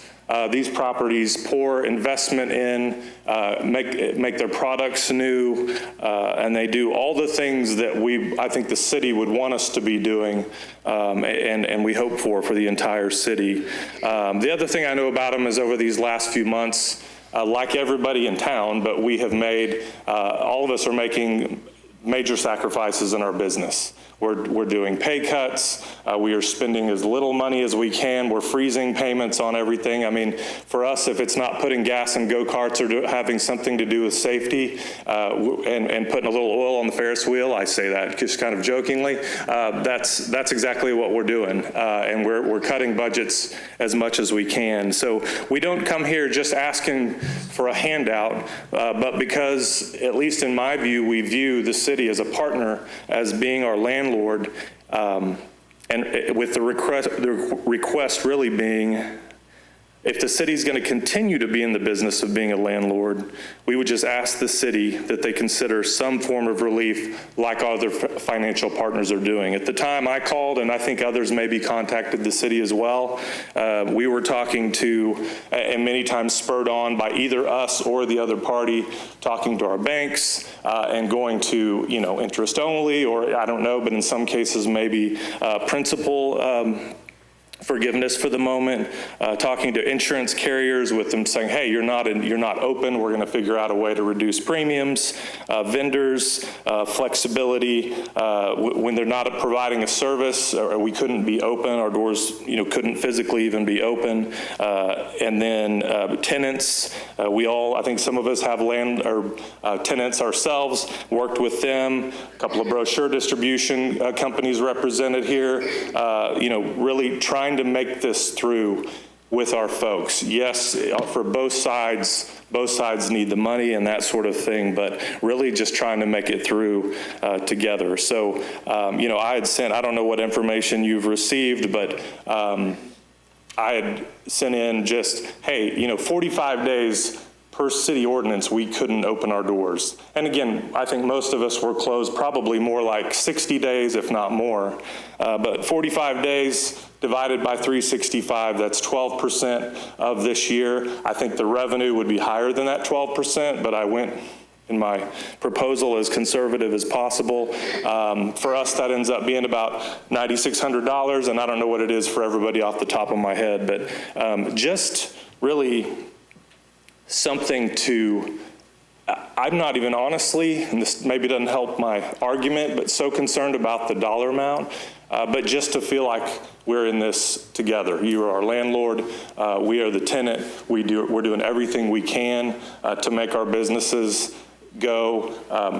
We don't know what the rest of this year is ahead, but we sure know we lost a chunk of revenue already this year. Obviously, if we're making money, the city's making money, that goes forward, which is why I really looked at the base rent. I don't know what really the base rent in theory is based on, but the fact is we couldn't open our doors for 45 days, just asking for a little help with that. If that can't be done, at least some flexibility on payment schedule. I don't know everybody's terms, but I know we have $20,000 due here next month. Would prefer to, no matter what happens with the dollar amount or not, to have, for me and our fellow businesses, just some flexibility on timing. Again, some of these folks may have had conversations with the finance department or what have you, but we're just looking for a little bit of relief if possible. I understand it's money, but I also know that this group is going to keep doing everything they can when our doors are open and things lift a little bit and guidelines loosen.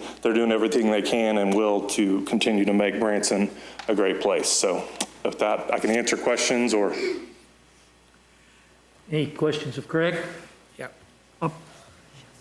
Craig, I really appreciate what you're saying. I'm a businessman, and I know a lot of people in business, and it has been very painful. There's no doubt about it.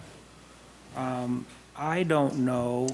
I would be much more in favor of working out some payment schedules versus relief of debt, if you will. I know that the federal government has put out the PPP and the EIDL loan, and those were intended to help try to shore up some businesses. I know we took advantage of it, but it didn't do a whole bunch. There's still a lot of pain and suffering after that. If I could get you to talk to Rick Huffman at HCW, just kidding. There's been no relief there. But I know what you're saying, and I think because you're on city property, I do feel that there's a relationship there, and clearly all the businesses out there make Branson very proud, for sure. So I also know the position the city's in. And all those months you were closed, we were kind of closed, right? So I would be more in favor of negotiating, softening the payments until time down the road. But that's one alderman's opinion only. Again, our motion is to allow staff to negotiate. They'll come back to us with their recommendations to us so that we can make a decision. Any other comments? Just a question. He had his hand up first. I always defer to the elder statesman. Jamie, like everything else these days, there is no precedent for this, right? There are no other businesses that we've had this problem with. There are no other leases that we've, there's nothing like this. Is that correct? Not to my knowledge. Okay. The city does participate in the good fortune of these firms when they do a good job and they get a lot of people in, they have a lot of sales tax, and they pay an additional rate beyond their base rate. So this is not an unreasonable request. And then at the same time, the city's obviously, we say we're doing fine, and we are doing fine, but we're doing fine because we had a 30% reserve. We're hoping that we'll end the year with a 20% reserve. If this thing ends by then we are in good shape. If it doesn't, then we're not. So I think we've got some real conservative issues there that we need to think about. I would certainly be for sitting down and discussing this, asking the city to sit down and discuss it, but I don't have a clear-cut solution to it that has come to my mind since I first saw this on the agenda just a few days ago. So it's not an easy question to look at. Thank you. There's been a request to take a little break. Let's take a 5-minute break, be back in and go back into session. You want to finish this up? Yeah. Well, I will. I'm just going to take a 5-minute break. If there's some requests for a 5-minute break, I'm sorry. You just want them to sit here for 5 more minutes, right? Yeah. I'm going to. Those things are rough on the ears. But, oh my God. I need to get a bigger mask.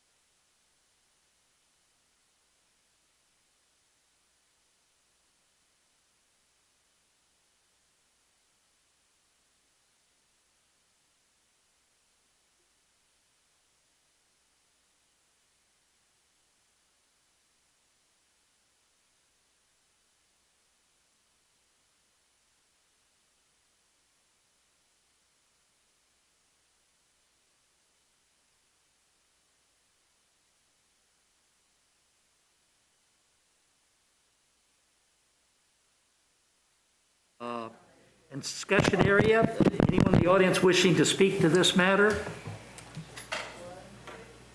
All right, Lena, come on down.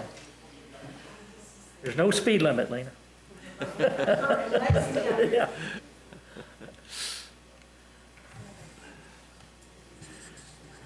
I'm Lena Hughes with the Hughes Brothers Theater at 3425 West 76 Country Boulevard. Right, I appreciate talking to all of you. I agree with everything Craig said. I just wanted to add a couple of other points that I've thought about. You know, the businesses that are here representing those leased properties from the city, we've all been in business here for a very, very long time in Branson. And I think that speaks volumes because there's a lot of businesses that come and go. And so I think we're valuable partners for the city. One thing that's never happened, though, I think to any of us, is that we've ever received any kind of help with our, that's what's required from us to pay the city. And like, for instance, the ballparks, who because they're new and they came in, are not having to pay any kind of ground lease for the first 5 years, and that's quite a deal. And other places that have been developed in Branson have had an abatement of costs, and we're just asking for very little. Excuse me. So the thing I'd also like to address is the city staff has determined that the city can't afford to forgive a couple of months or 6 weeks worth of base ground lease payments because they don't want any more. And I understand that the city must be hurting too, because there hasn't been enough people come to town. You're not going to get enough taxes collected. But what does it do? How does it help you to help us with this request that we have? That's probably what you're wondering. And what replaces that? If I can save a little bit of money, and for me, it's only going to be probably $4,000 if you were to grant it. But I would put it into more advertising to bring more people to Branson. Or I'd hire back somebody I've had to lay off that's integral to our sales. So even though every little bit helps, but I think that it's a good move for the city to do something like that for us businesses that have never really received anything like that to help us. And this is a very important time to be helped. So, and even though we were able to open back up, like Craig said, even though it was 45 days that the city closed us down, but it's easy to close down. You can close down overnight, but you can't open up very fast. It's a lot of work to bring your employees back, and a lot of businesses have waited longer because of the expense and the difficulty of bringing people back. They want to make sure that they can stay open once they open. But even staying open right now is hard because, people aren't coming to Branson like they used to. And we're still trying to social distance and do the things that we can to keep people safe. But we're really hopeful that our fall and Christmas season will really pick up. And that's all I wanted to say. So thank you. Mayor, I have a question. You have a question, Lena? Hey, Yes. Lena, I clearly understand what you're saying. How would we respond as the alderman if we gave relief to these businesses and then Sight and Sound shows up and says they were closed for 45 days and it's hard to reopen and they need money for marketing? So, I mean, one of many things I'm struggling with is when the city says yes to some businesses and no to others. Are they on a ground lease with the city? Well, No, I don't. I think that's the big difference. You're our landlord, you're not their landlord. And so that's why we're asking. Any other questions? Yes? Excuse me, sir, I'm sorry. Oh, I'm not supposed to do that? Well, no, he's a member of the audience. We're the alderman that you're speaking to. If he has a question, he can ask you after. All right. Anyone else then from the board? Okay. Okay. All right, thank you. Thank you.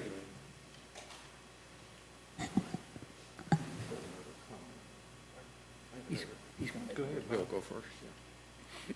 Has anything been discussed and put into writing as far as recommendations specifically for them and the term of this that they're talking about?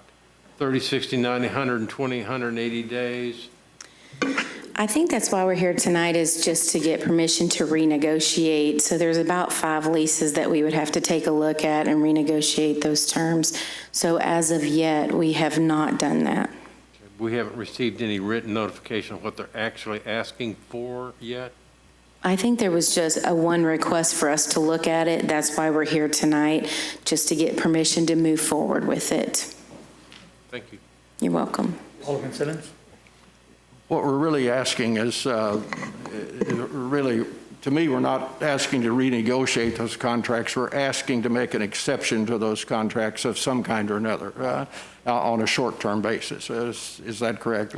Based on my understanding, I think the 12% is what I had heard. So yes, that would be correct. 12% of the base is what was recommended to me. So that's what I know. Yes, sir. I feel like, I'm sorry, Jamie. I feel like, I feel like I shouldn't be sitting here because I look out here and I've been here forever, and so have these businesses. And so I feel like I'm talking about friends or talking to friends here. But with that, I think the city should probably feel the same way. And so I think we should definitely talk to them on this. I think they understand what the city's situation is. I think we should talk to them. I think we should get exact dollar amounts down that we're talking about. And that would have a lot of effect to me when it comes back to the board, whether to approve it or not, would be to put some dollar numbers with it and see what we're approving, how long we're approving it for. Are we approving delaying payments? Are we forgiving them? Or, you know, but I would like for the city to talk to them probably and flesh out this discussion to where we would have something we could then vote on. So I'll probably vote in favor of talking. It's also something that we would take to the Finance Committee too, since it has to do with revenue. Yes, sir. Additional, Marshall, you'd like to? Oh, I'm sorry. I got one question for Jamie real quick. Are these payments quarterly, or how are these lease payments? Some of them are quarterly. Some of them are semi-annually. A majority of these tonight are quarterly, yes. Okay. Marshall Howden, 106 Rose O'Neill. I stand this evening as president of Branson Song of Hope Assembly. You know, I think as we've gone through the COVID-19 challenges, we've all heard stories about business owners around the country facing difficult challenges, and I think perhaps rolled our eyes at times when we hear landlords be quite sticklers on it and say, no, we're going to still allow, you know, require you to pay this on time, regardless of what happened, I have to get mine. You know, so there's a lot of things that go into this. You know, I think there's a lot of talk that goes on about, you know, our live music shows and which ones are quality, which ones aren't. We had Stand Up Tonight, one that represents our community with the utmost professionalism and one of our absolute best shows that if we were to hurt in any kind of way or had an ability to help, we need to, because the Hughes Brothers is a world-class production and it represents the best of our industry that we are and that we can be. And so I just would ask that you take that into consideration tonight, as well as the Track Family Fun Parks and all the businesses that are there, because messaging is very important, as we've heard tonight, and we want to put our best foot forward. And like I said, if we can do anything to help the Hughes Brothers show specifically, which is my personal favorite, I think that's very important when we're talking about, you know, the shows that need to represent Branson. So thank you. Any other comments from Alderman? I got one. Yeah. We actually, yeah, another Alderman question. All right. I'll just say, my day job is working for a landlord that has 75 tenants, and we did some stuff, and so there's some ways to work through this, to work together and help through this. That's what I have to say. So. Any comments in regard to this particular issue? Yes, sir. Yes, you do. It's not me. It's, you have to do it legally. You have to be recorded and stuff like that. So Parker Olslingen, 221 Westminster Place, Hollister, Missouri. I just want to say that I do think we should definitely in this time thank our entertainment industry in this town, as they are what has made Branson known. Like, every time I am at home watching the news or watching like even a TV show and I hear them talking about Branson, I know that they're talking about Branson because we have a lot of opportunities that a lot of other small towns don't have. We have all these world-class, high-end entertainment options in town, and I think we should definitely do what we can to preserve that, so we don't, you know, risk losing or risk damaging any of them, which I would consider them assets to this town for sure. Thank you. Are you ready to vote? Please vote. Oh, I'm sorry. You have to be quick here. We move right along. My name is Cindy Thomas, and I work at 3415 West 76 Country Boulevard and at the Mickey Gilly Grand Shanghai Theater. And I echo the comments of Craig and, of course, all of the other tenants. People that we have not had long-going relationships with have given us a break during this time. And I understand that y'all do need that, but we're very proud to have you as our landlord. But places that we just put up a huge LED wall, and they have given us a discount on that. So the long-going relationships that we have, we're just asking for help. Thank you very much. Thank you. Is there anyone I've missed? Okay. Please vote.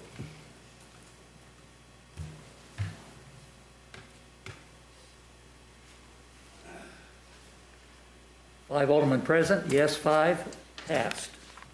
Ready to move on to item number 10. Madam Clerk, would you please provide the information on this?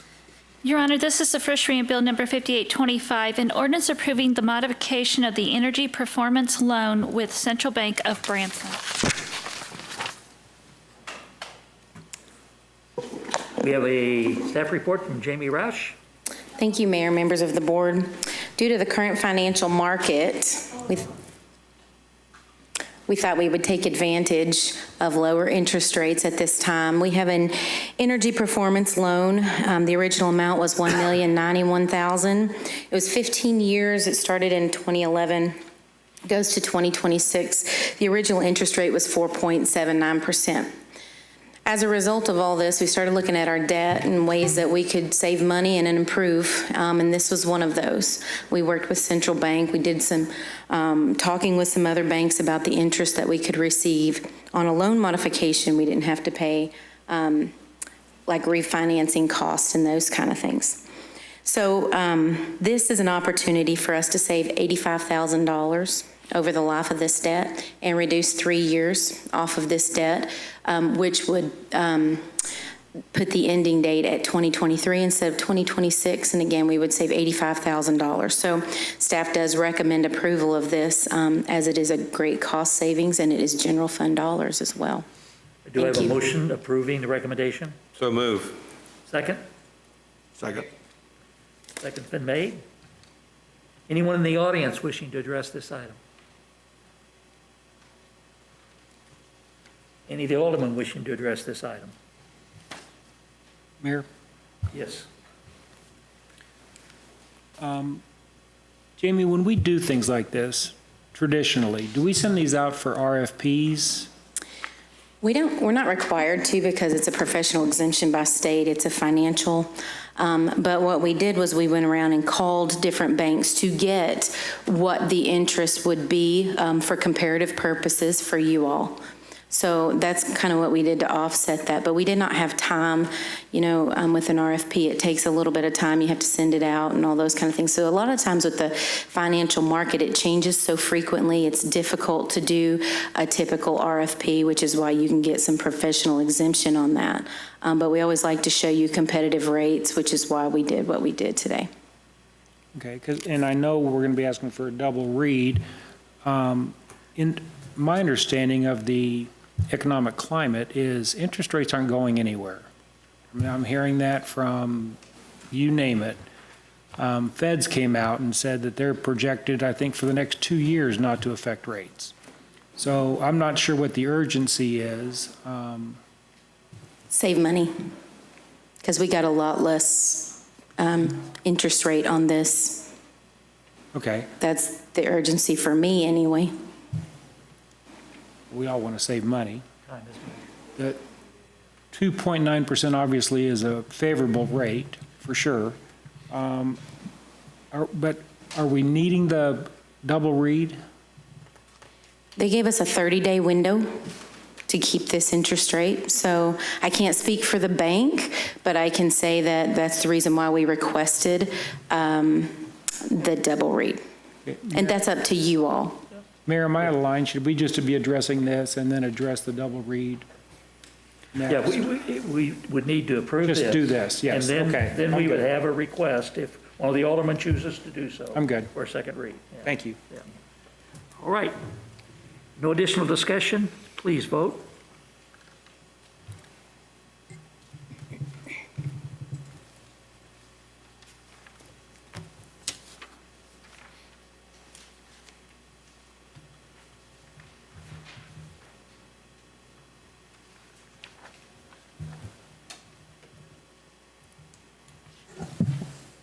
I don't have.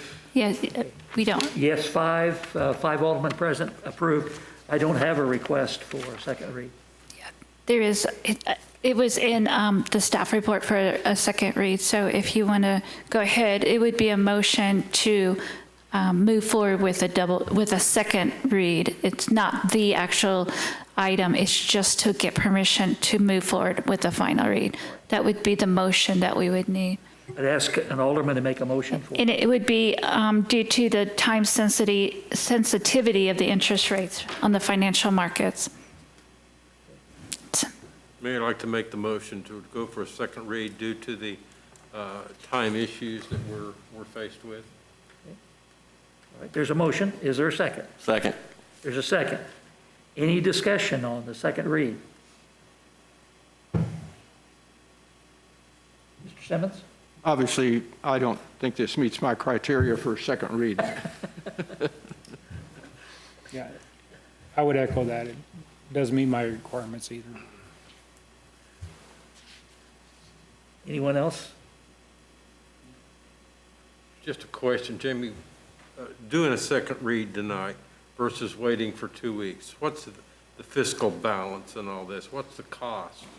We were just up against a time crunch, to be honest with you. That's why we asked for the double read. But I don't think there's any additional cost. This is not a refinance. So this is not costing us anything to modify the loan. So. Where are we within that window of 30 days?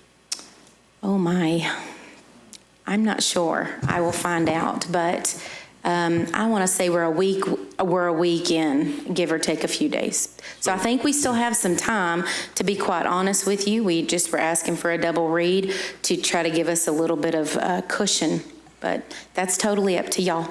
Just a point for the alderman, July 14th is the first meeting.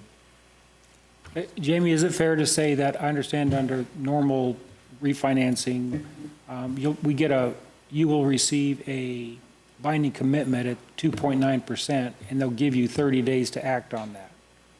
That is fair to say, yes. So do you have any reason to think that if we don't meet that 30-day threshold, that the interest rates are going to go up? That was a big question. No, I don't, and I think I could probably go back to this bank and negotiate that with them, to be quite honest with you. Again, it was just a cushion of time that we were looking for. It's totally up to y'all. Legal counsel has it. Mr. Mayor, I just want to point out, if everybody looks at Exhibit 1, the first page, second check box, this interest rate that was locked in by Ms. Roush in her negotiations has an effective date of June 24th, 2020 at a rate of 2.9%. So if a double read does not occur, as the board is kind of alluding to, then there is going to be a loss in savings for the however many weeks between now and July 14th.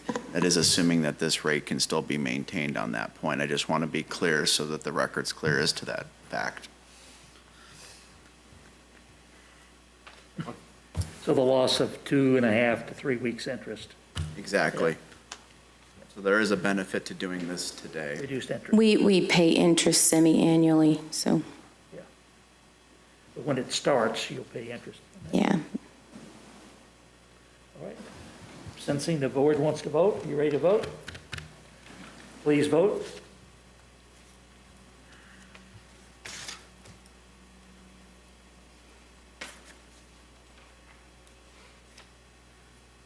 Yes, 2, no, 3. Larry Milton, no. Jimmy Whitish, yes. Jeff Say, no. Bill Scaines, yes. Bob Simmons, no. Failed. We'll wait till July 14th for, Second read? yeah. Okay. All righty. Thank you. Item number 11. Madam Clerk, would you please provide the introduction to this item? Your Honor, this is the first reading of Bill Number 5826, an ordinance approving the contract with Branson Housing Authority pertaining to the transfer of ownership of property from the Branson Housing Authority to the City of Branson. Begin with a staff report from Jamie Roush. We haven't seen you in a long time. Thank you, Mayor, members of the board. This is a project that we've been working on for quite some time. Branson Housing Authority became a political subdivision in, I believe, 1959, and we have continued to show support. We were approached in 2016, I believe, to give them some help. As you all know, that they're having to park on the streets. There is no parking. They went into debt for this property several years ago, and we're struggling to maintain that debt. HUD did come in and do an audit on that property, and reached out to us as well to give them some assistance. So fast forward about 4 years, we have gone through the process. We brought it to a study session back in 2016, and then again, I think last year. I'll have to check my dates on that one. However, we have been talking with HUD about this. We had to send off for a declaration of property on that because it is such a political subdivision, and we have to go through the right steps. It took quite some time, but we are at the point now that we are asking for approval for this contract. What this contract would do, this would give us the right to take ownership of that property. We would then pay off the remainder of the debt, which we do have budgeted for. We anticipated this in this year's budget. The debt amount is a not to exceed $40,430. And then what would happen is that we would demolish those two buildings, and then we would lay a parking lot, and it would be around 23 spaces for them. And once all of that was done, then we would turn over and do a lease with the Housing Authority for about $1 a year, and there's some provisions that lie within that lease. We are asking for approval for this so that we can get moving and give them some assistance as well. You've heard the first reading of Bill number 5826. Do I have a motion approving this bill? So move. Second? Second. Second. Anyone in the audience wishing to speak to this matter?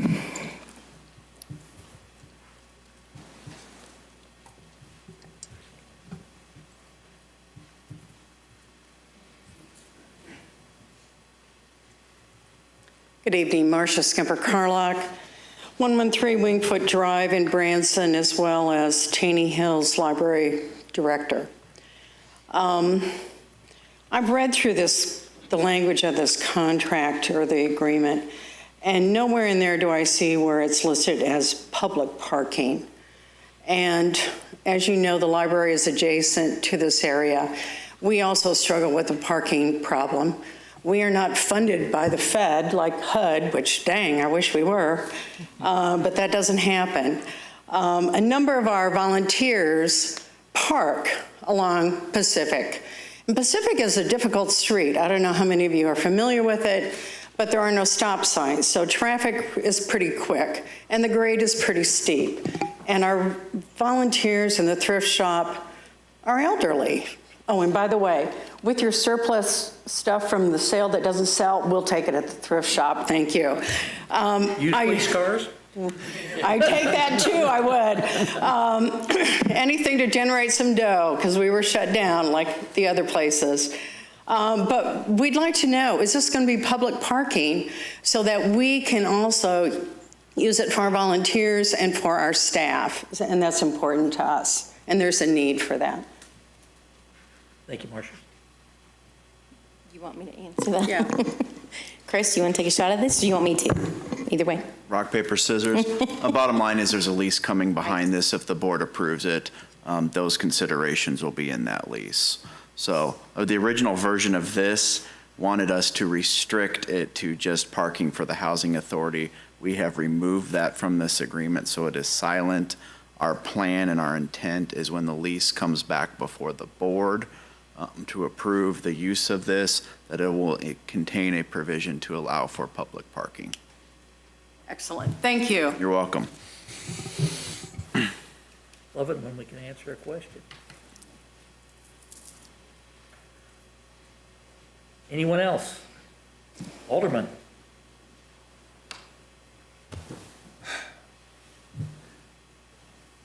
Mr. Simmons. Jamie, just part of the background is that when HUD was originally formed here, the city agreed to back HUD or to be part of it. And so there is an obligation here that the city has really not put a lot of effort into in the last few years. And as HUD, as the housing authority has gotten into some trouble and had some remodeling things that they've had to do, the city has helped them some. But HUD is probably a little upset with us that we have not helped them a great deal more. And so there's a little more to this than meets the eye, that it is part of our obligation to assist that housing authority. And this is just part of it to me. So thank you. Any other comments? Well, Mayor, based on what Alderman Simmons just said, I might be leaning to abstain. I don't have that history. I'm just looking at what's in front of me. What's in front of me is HUD's asking the city for $138,000 plus to maintain the parking lot for basically the life of the loan. I know it says over $5,000, but when you get into restriping, surfacing, we'll be paying for that plus the street lights. So I just see this as an expense that HUD is requesting, and I appreciate what Chris just said, because initially it sounds like it's going to be just for HUD, but then maybe we get some, if we could get some public parking into this, I'd be more favorable. But I don't know that I have enough background and history on this to be able to make an educated vote. And your reason for abstaining? I just shared that. Well, no, the reason that you have a conflict of some sort, conflict of interest? Or? Let me repeat it. I said I believe I would like to abstain because I don't have enough information and enough knowledge and the history that Alderman Simmons just brought up, because just looking this on the surface, it sounds like the city, we're being asked to contribute $138,000 plus the ongoing maintenance for 60 years of the parking lot, resealing, restriping when that's needed, and the street lights. And I don't understand why HUD is coming to the city at this time asking for the city to do this. And Alderman Simmons just shared that he understands because of that history. You'll have the ability for a yes or no vote, Larry. And so that's, unless there's a conflict of interest of some sort that you're showing. Mayor's accurate, Alderman. What I would suggest, I think we're more than happy to, and again, I don't want to speak for Ms. Roush, but this is just the first read of this agreement. We'll have a second read at some point. More than happy probably with Alderman or Administrator Dobbins' approval to get you some of that history. It took me as a new person to the city, so a significant amount of research into our stacks to look at the history of the Housing Authority and what brought it about and why it exists in the city. And I'm more than happy to share that information with you too, Alderman. But again, an abstention is, just to be clear for the record, an abstention, you abstain because you have a conflict of interest. I mean, that's an abstention. Your proper procedural move would be to vote no because you don't have the sufficient information. And that's just going to point that out. Voting no sounds to me like I'm not agreeing with moving forward on this, that I'm voting I don't want to move forward, right? Because you don't have. That's not what I'm trying to say. Okay. I don't feel like I can be for the project without that knowledge and history. So if I vote no, it's like, Larry, why'd you vote no? Because it made all this sense. So take the legal opinion as you want it. We at this point in time, we will come back to this with a lease agreement that we will have to approve in the future. And so at this point in time, we're approving this to go ahead by contract, and then we'll have more information to vote on. Any other comments? You want to? This, just to clarify, this is first reading. This is first So reading. we'll have a final reading on July 14th. Okay. So again, there's still a period of time to which we could come up to speed on. Excuse me, yes. Information if necessary. First reading, all right. Are we ready to vote? Please vote.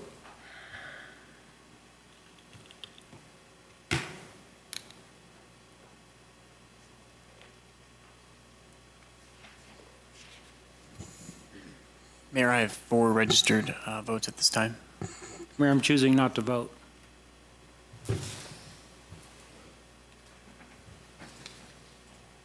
It will register as a no vote. No. You're just not voting? Registers no vote. No vote.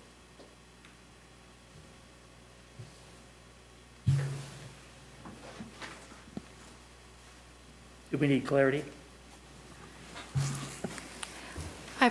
I'll leave that up to Mr. Lebec, but I believe that's, the vote is what is up there, yes. There's a duty to vote in the state of Missouri when you sit on a board. We have a vote. We have 4 votes.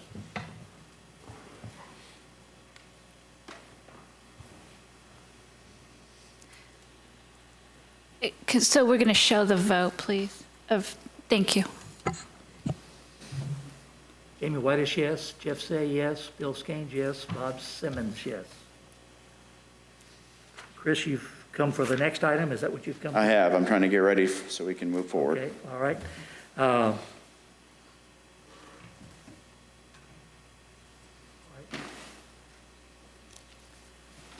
We're ready to move on to item number 12.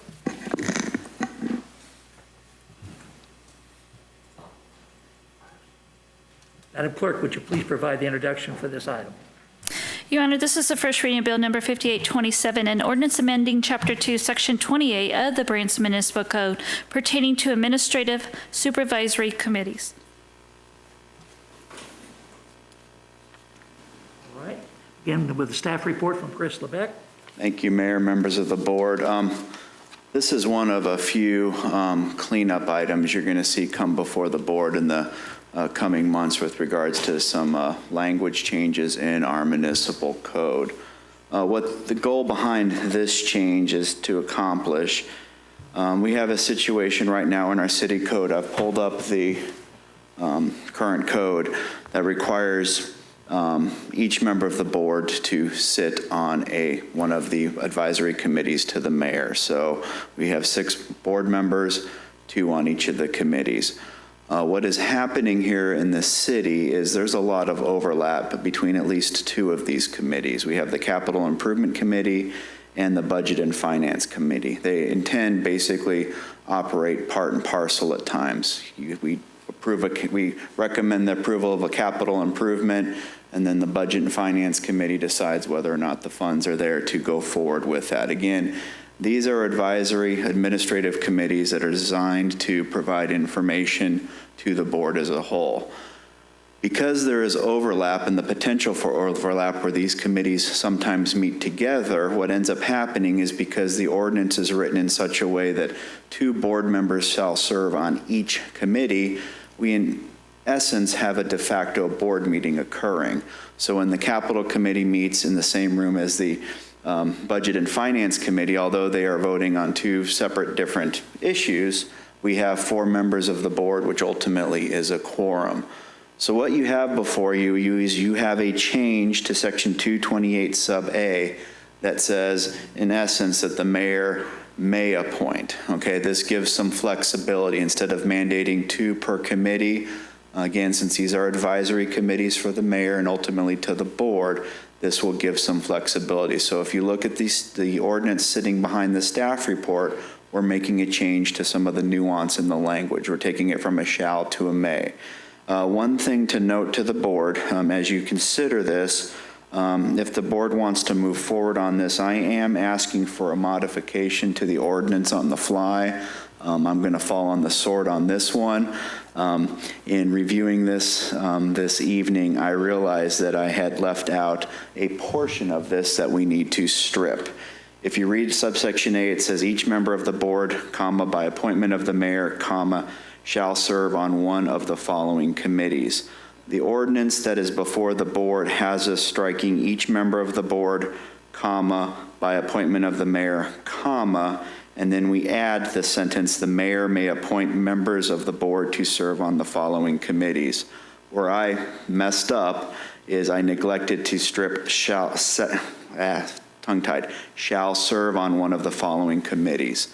So if the board chooses to move forward on this, I'm asking the board, somebody on the board, to make a motion to add the language or to strike the language shall serve on one of the following committees to this ordinance so that the ordinance is consistent with the change, because otherwise we're going to have some bad language for the final read if it gets that far on July 14th. So that's why we're doing this. Again, this is one of many to come before the board in the coming months. Any board member willing to make a motion to change the wording as? We would need to get this on the floor first of the original language. So on the first reading of the bill, please. All right, this was the staff report. Okay. Have you heard the first reading of bill number 5827? Do I have a motion approving the bill? So move. Is there a second? Second. There's a second? All right. Anyone in the audience wishing to speak to this matter? Any alderman wishing to speak to this matter? Is this when we have the discussion?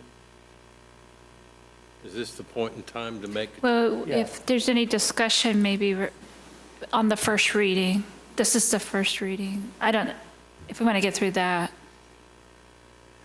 Okay, if I understood, just for clarification, what was being asked is that we change the wording to be able to vote.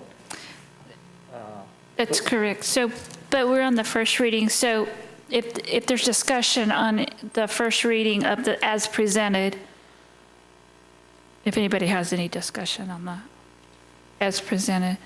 Alderman Sykes. I do have. The way it's written, it says that the mayor may appoint, therefore the mayor would not have to appoint anybody to those committees. Is that correct? That is correct, Alderman. Again, I tried to write this for maximum flexibility because I think that's what got us in this pickle before, is the fact that it's written so rigidly that the mayor shall appoint members of the board, and as a result we have 6 members of the board for 2 to committee. So you are exactly correct. It does offer complete flexibility so that there is a possibility. Again, these are advisory committees for the mayor to decide, you know what, we'll just pick one at random, the Human Resources Committee, we're just going to entrust to the members of the general public, and the board doesn't need to sit on it. With that being said, that doesn't prohibit a board member from showing up at that meeting and sitting in a audience fashion and listening in. It's just, does that board member be a part of the committee? Does that board member have voting capacity? Are they a part of that process? Now, we're trying to solve a problem of having a board meeting when we have a joint meeting. And so does that mean that the mayor cannot appoint 2 people to each committee? No, it does not. He can. Again, the mayor can do whatever the mayor chooses. The way it's written, he could appoint 3 members to a committee. But again, the risk is there. You know, that would be where legal, where we would advise the mayor accordingly that, hey, if you decide to port the entire board to one of these advisory committees, we're essentially having a board meeting. So again, we hope that we exercise reason and common sense when we make our appointments here in the city of Branson. Okay, I understand. Thank you. Just for clarification, where we are combining the budget and the finance, budget and finance and the capital, there the potential of having 2 members on each of those committees would bring 4 there. And so what I've done, as you'll see in the next sheet, is I've made 1 member an alternate, so that if one of the members cannot be there, that alternate can step in and make the 3rd member. Okay. Thank you. Okay, what's the next step? So with all that being said, I'm going to look to Lisa. At some point, I'm going to ask for you to correct my oversight and add to this ordinance, striking shall serve on one of the following committees. So if I could help with that motion, if I have one for you, and somebody would like to make this, it would be to amend Bill number 5827, Section 2-28, Section A, by striking, in quotes, shall serve on one of the following committees, end of quote. I'll make that motion, Mr. Mayor. Thank you. There's been a motion made. Is there a second? Second. Second's been made. All right. Now, anyone in the audience wishing to speak to this matter? It is organized confusion, I promise you. Any of the aldermen wishing to speak to this item? All right. Please vote. On the amendment, right? Yeah, on the amendment. Okay. And then we'll come back and vote as amended. 5 aldermen present, 5 yes, it passed. Now come back to the amended motion, or amended. It's the bill number 5827 as amended now. As amended, all right. On Is first there reading. and do we need a motion for that now? No, we have that motion on the floor. We just are ready for a vote, unless there's additional discussion. Okay. All right with you? All right. Please vote as amended.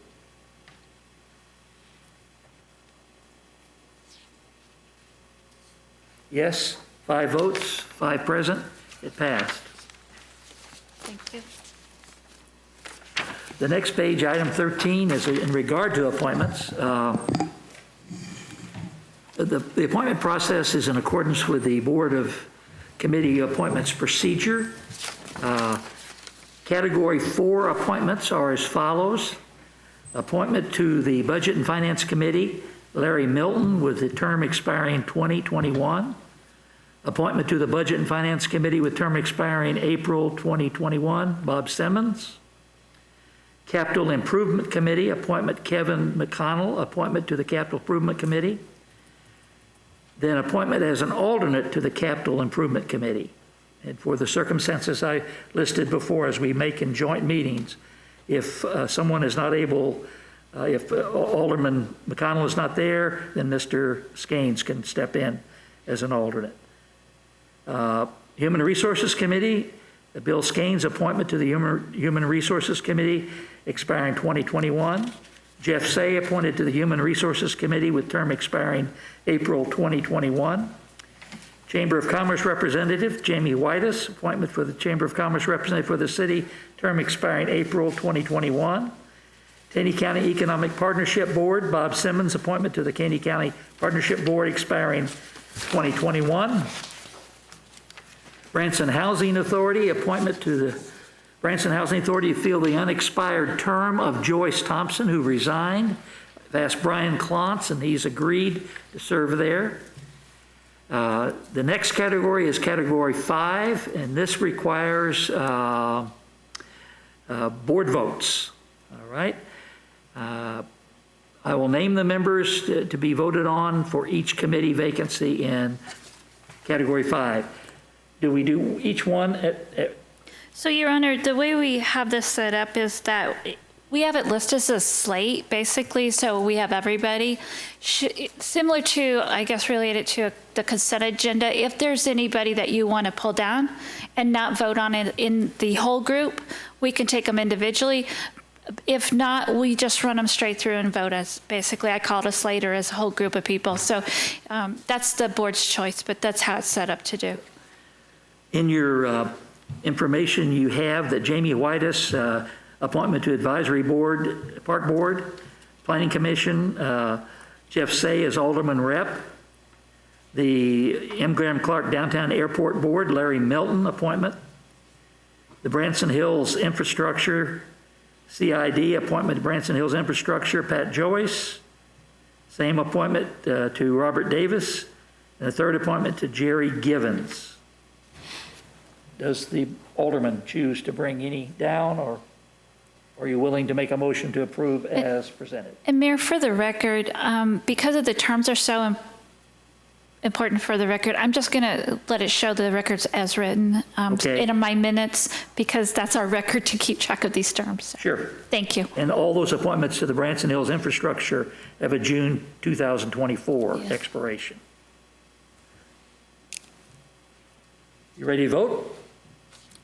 Before we vote, do we have a motion to approve that group of people, unless somebody wants to bring it down? Approve this group as a slate? Yeah. So you're ready?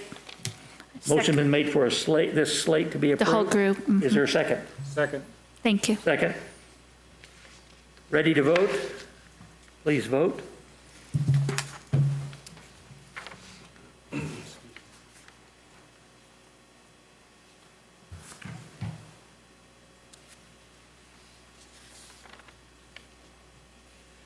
Five Aldermen present, yes, 5, passed. Okay. Well, that moved on through that. Now report time. Alderman Whitus, any reports? Nothing to report. Alderman Simmons. I would like to just spout off for a minute, if I may. On the way down here today, listening to the news for the last few days, et cetera, I was asking myself, it seems like we should do something to support our police department. There doesn't seem to be too many people behind the police departments across the country, and I think we have a great deal of confidence in our police department. I think they are transparent. And I was thinking, what could we do? Well, then I heard the speakers tonight, many of them, and it seems like maybe we have an even bigger problem in that we're now asking them to deal with demonstrations that are possibly not going to be peaceable, possibly going to block roads, just inviting confrontation. And so I would really like us to think about what we do with permits for demonstrations and what we should do at that point that we can legally do to help and not put the police department in a bad position to do what's legal. Certainly a orderly demonstration that is not blocking roads, public property, is fine, but when we get one that is not and is deliberately blocking roads when it's not approved, that becomes something else. So I'm sure we're looking at it. I'm looking at the chief, and I'm sure we're looking at that. I really want us to look at what kind of position we're putting our people in, and try to hit off what we can with administrative and still allow the proper expression from the people. So I'd just like to continue that discussion as this goes on, and as we see these things that we're not used to seeing here in the Branson area. This is something that I just really hate to see our police department put in that position. It's okay to put us in that position, but I don't think it's okay to put our police department there. So they've got to have good guidance and good planning and a lot of luck as we go forward to continue to operate the way they have and still be able to do what needs to be done to protect the public. Thank you. I know I said nothing, but I enjoyed saying it. Yes, you did. Alderman Skanes. Yes, sir, and I wanted to reserve my time and take it away from a little earlier on being from the South and knowing the history of the KKK and the other issues that we've talked about. It's been very, very painful because I've spent my entire life designing employment training programs, teach people to read and write, to help up the economically disadvantaged and educationally disadvantaged for almost 40 years. It almost brought me to tears to have to sit there and listen to that lady. Said that she hated people and that she wanted to teach her children and grandchildren to hate. That's very painful for this community. That does not represent us by any means, in the strongest means. It does not. I agree with Larry. I abhor the Ku Klux Klan. Exactly what you said. I think we need to publicly renounce her statements and condemn exactly the same. That is not our community. That is not what we stand for. We stand up and we salute the flag and we say that we're going to protect all rights, and then something like this happens. Gene reminded me, and my nephew did, all the way from New Jersey, the silence is violence. My silence will not be silent. I'm not going to say it out on Facebook because I don't think that's the right place to do it, because that is really a weird place to have discussions sometimes. I mean, truly weird. I do not wish to be silent, and I don't think this board needs to be silent, and we need to very strongly say that we don't like what's happening. When I get as many telephone calls as I get, and I know you all did, basically say, what in the world is going on in Branson? Well, I grew up in Little Rock, Arkansas, guys. And the guy who used to live with my mom and dad, I used to be the governor of the state of Arkansas. His name was Orville Faubus. And he was part of the Central High Crisis, so I got to hear about all that. I have sat with Ernest Green, who was part of the Little Rock Nine, and he was a mentor of mine in Little Rock growing up. It hurts me to hear these things. They have no part in this community, and I wish they would get the hell out of it. I don't like this, and I don't think we should be any part of it, and that's all I've got to say. And I said a little too much sometimes, Bob. Gene, thank you for the goading.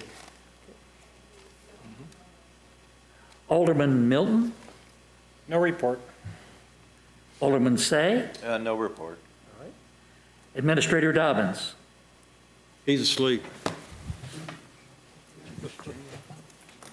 No, I asked Jamie first, and he said no report yet. I'm sorry.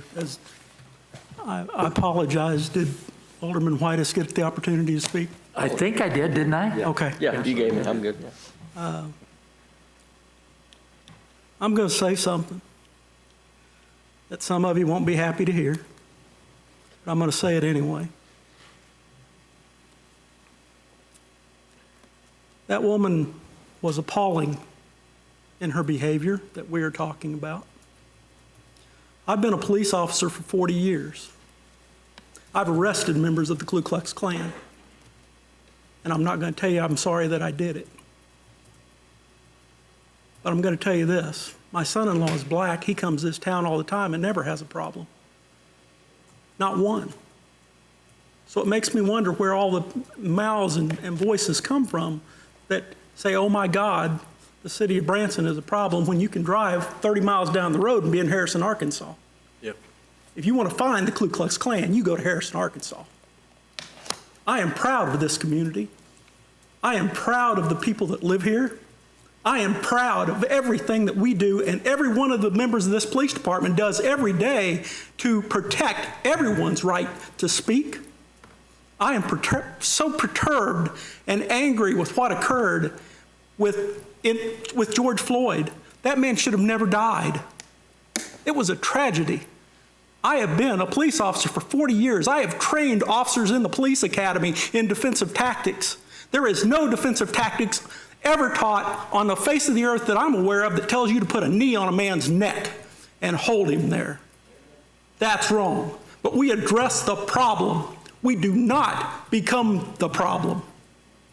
We address problems by communicating with one another. I've said enough, Mr. Mayor. I appreciate the opportunity. God bless you all. Thank you, Stan. Stan, thank you. We have this opportunity at the end of meetings, and I appreciate each of the aldermen sharing. This has been a very difficult time for lots of people, and I guess I'm concerned watching the video, watching others that were there. It seemed like there were a lot of people that I didn't recognize as Branson people. I don't know whether it was staged that this lady come into town. We can't find out who she is. She gave a name, but apparently a fictitious name. It's sad that we have the outside influences that we're having that are coming into the community and causing issues for us. There's a thing about this whole thing that goes back to something I've done before with you all, and it's about attitude. And I'll just read the first sentence. Charles Swindoll wrote this, but the longer I live, the more I realize the impact of attitude on life. And a comment toward the end is that I'm convinced that life is 10% of what happens to me and 90% of how I react to it. And that's important. We're called, for the people that sit up on this diocese, to serve the people of Branson. We're called to do the best we can to make good decisions. But we serve the people first. And we need to get their input and their discussion. I don't think there's a Branson area person that is happy with this situation and the way we're being characterized across social media. And I shared with you earlier that social media putting out that I was there when I was at my grandson's baseball game in Springfield. We have to be extremely diligent to do our own research and homework and make sure the data we have is correct. And the final statement is people change. There are things in my past I'm not proud of, but somehow I've grown beyond them. And everyone ought to have that opportunity to be realized, to recognize that you can grow beyond your past and become a better person. And so this whole thing, we're bigger than this issue. Branson's bigger than this situation. And we'll get through it. But we'll have to do it together, and we'll have to do it with the right attitude. The attitude to make sure that Branson is recognized as a place where people are welcomed. And they can come visit us, and they can come see us, and we'll treat them well. That's it. Yeah. Second. Motion to adjourn. Oh, second, excuse me. Motion to go into executive session. Oh, that's fine. closed executive session. Need a motion by an alderman. I would like to make a move, we'll go into closed executive session pursuant to 610.021.1 RSMO for litigation. Do I have a second? Second. Have a motion and a second. Please vote.